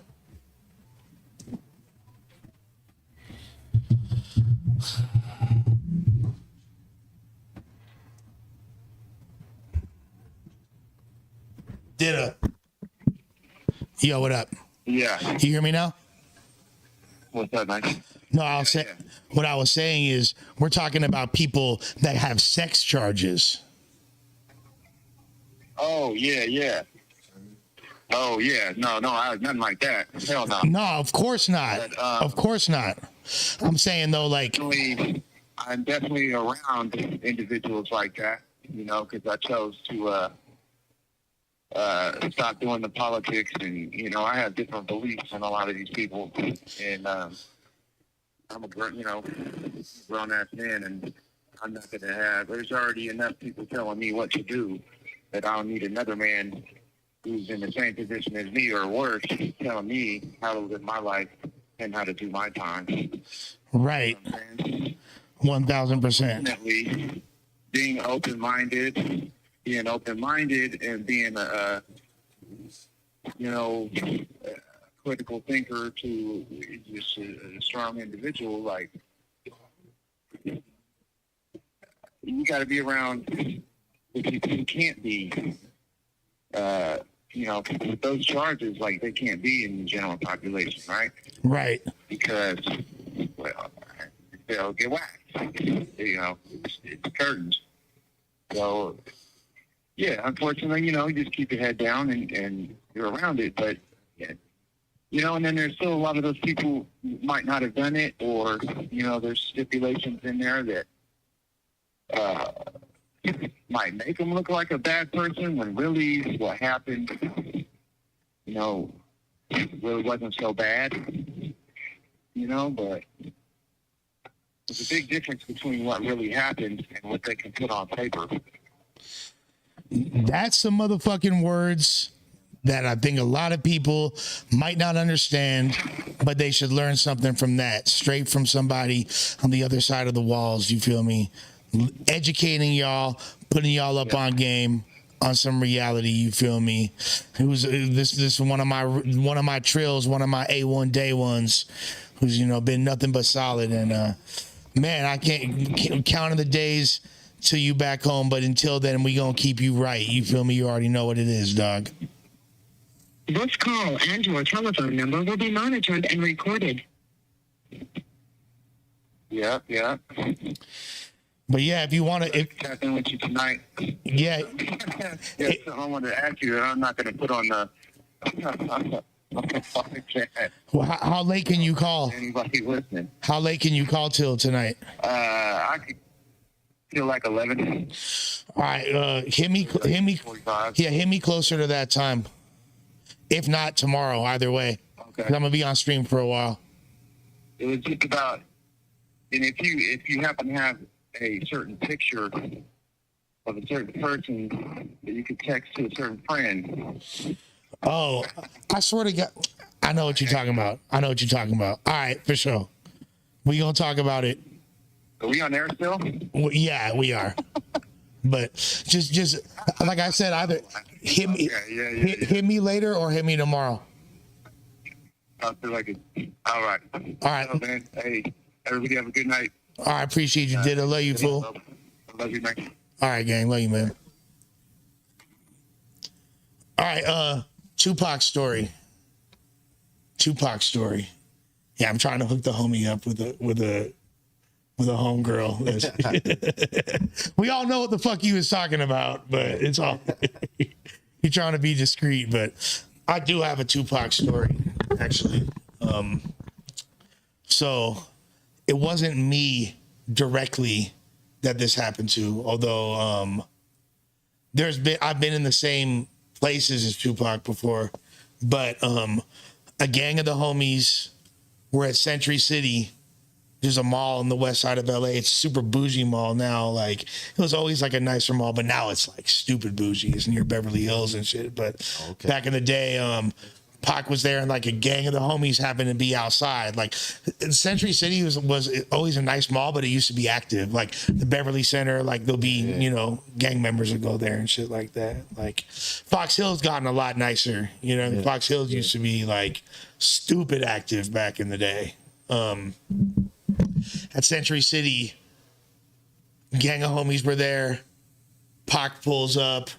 they're all super excited to see him and shit. They're all getting we're getting like his autograph. He's showing hella love. Fools were smoking outside. He like smoked with all the homies, went out, winds up going and buying shoes for all the homies and shit. The homies were like probably like 14, 15 years old at the time. Yeah. Like, so Pac was like a genuinely solid dude.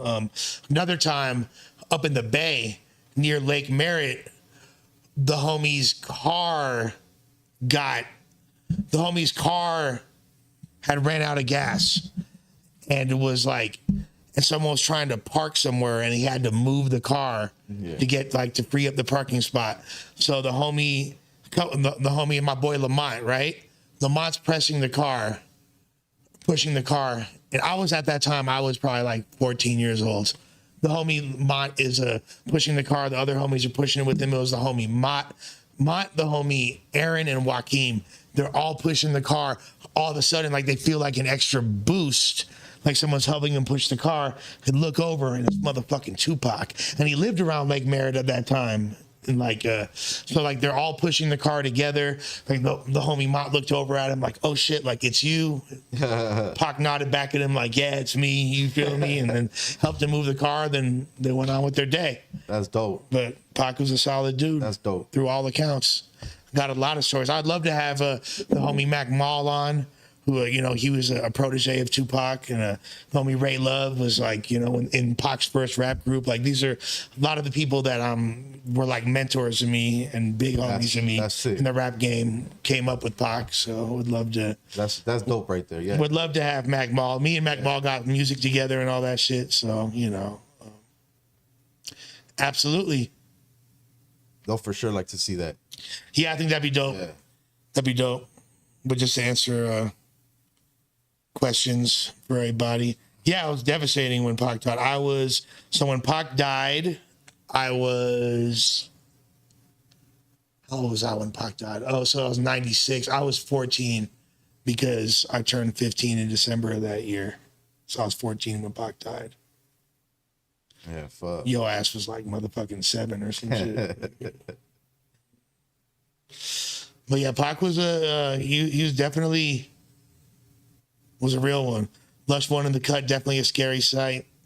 I remember one time, it's funny talking about Dear Mama. I remember like I had gotten in hella trouble for school. I was like fighting or some dumbass shit. My mom had to pick me up, and like we were driving home, and I remember like, and I was like arguing with my mom and all this shit. I remember playing the Dear Mama song by Tupac, and that like, so like cleansed the whole vibe. Yeah. I'm like, I love you, Mom.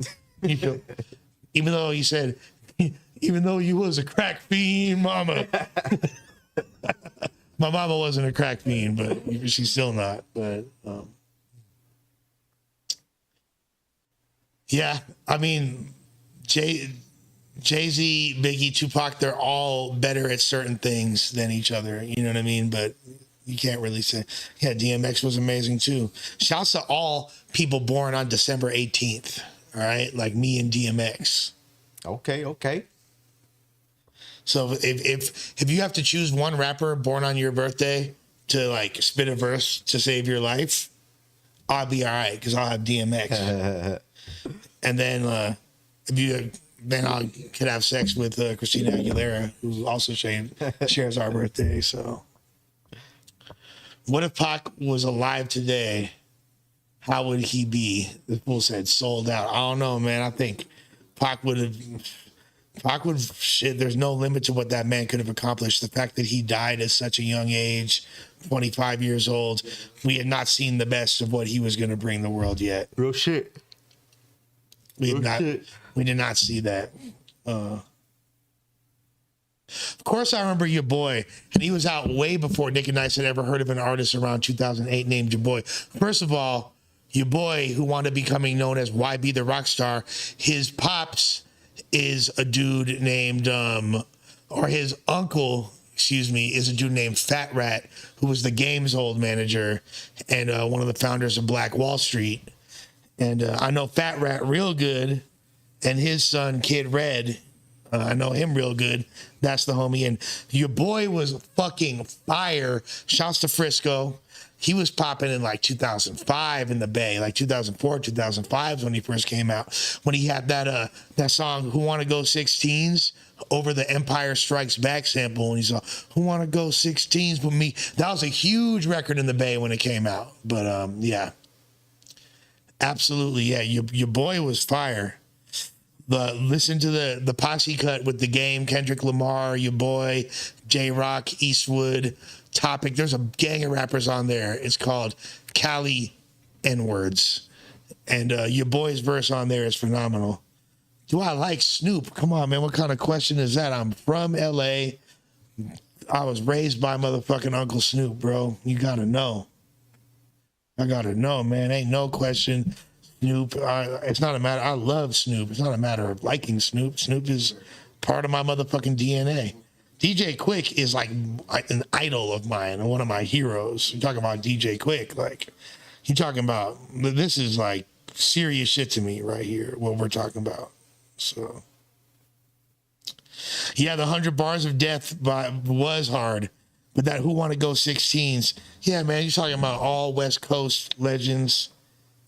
Sugar Free, of course, bro. What the fuck? Look at me. You can never jug with me. But I got my game from the West Coast, so of course my DNA strands are sugar free. You feel me? Of course, man. Shouts to. Yeah, I don't know. Gotta love Snoop.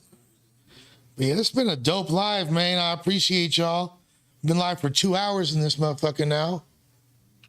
That was a solid one. Yeah, this has been very solid. Hey, if y'all rock with us every day like this, we will go live every day and fuck with y'all. I promise you. You feel me? But like I said, bro, like I said in the beginning of the stream, now we will continue the story that we started next stream. We will, if stay ready, you ain't got to get ready. Yeah, come on. We will continue the stream. Kanye is amazing as well. We will continue the story. But really, like, what I wanted to say, and the whole point of the stream was, like, it's hard sometimes, and, like, I'm really on some shit where sometimes I don't want to be doing this. But if y'all rock with us for real, I will continue to. Like, we need y'all's support, not just financially, but not just emotionally, but we're doing this for y'all. Yeah. So if you fucking with it, if y'all want to live stream, we're going to keep doing it. More. Yeah. But, you know, all we ask for, like, share, subscribe. Yeah. That shit don't cost anything, y'all. If you got the damn loot, shoot it. If you want to support the sponsors, you feel me, you know how to do it. RoyaltyHoneyUSA.com. You feel me? Discount code LushUno, one word, all caps, LUSHUNO. Run it up. We appreciate y'all time. As you can see, we not with the bullshit. We just over here trying to entertain y'all, be genuine, have dope dialogue. Talk, you know, we talking our shit, but we're not here to ride anybody else's wave. It's all love. It's all love. Alexis, good motherfucking luck. Break everyone's leg on your interview. I know you got this in you. If you ain't subscribed already, please subscribe. Keep rocking with us. It's love to all the constituents. We gonna have Nick at Night drop the link for the Discord so y'all could hop up in there and keep the conversation cracking for the good people.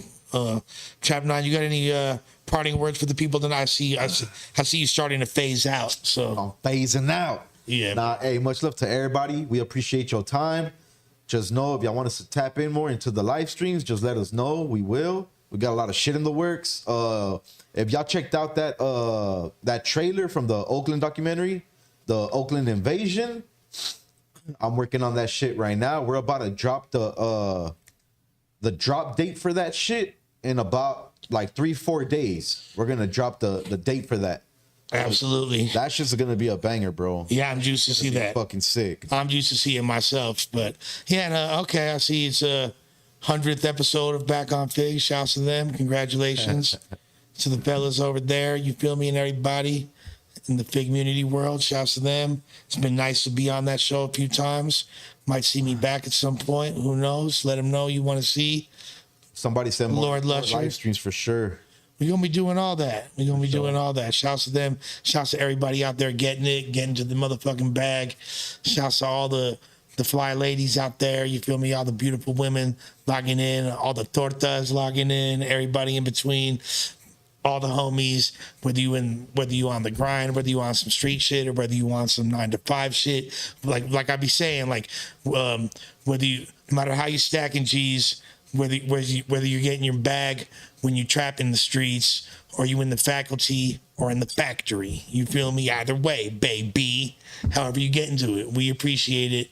Much love to each and every one of y'all. We appreciate y'all. We gonna keep it lit. Shouts to everybody. Nick and Knight. You feel me? Shouts to SI. Shouts to Alexis Martinez. She said, I'll be back every stream. We gonna keep it lit for you then, Playgirl. It's like that. And that's the way it is. With that being said, shouts to all the, you feel me, Dulce de Leches, the butter pecan Ricans, the chocolate deluxes, the caramel sundae with the cherries on top, the French vanillas, the bonbons, and all that good stuff. All the hustlers, the grinders, the go-getters, and everybody, all the constituents of Lush World. Can I get a uno? Drop unos in the chat. You feel me? Drop the cocaine bot emojis in the chat, the snow bot emojis. And with that being said, we up out. We out this bitch. Ooh. Appreciate y'all. Everybody. All the baddies and all the fatties. You feel me? Buenos noches. Have a great night.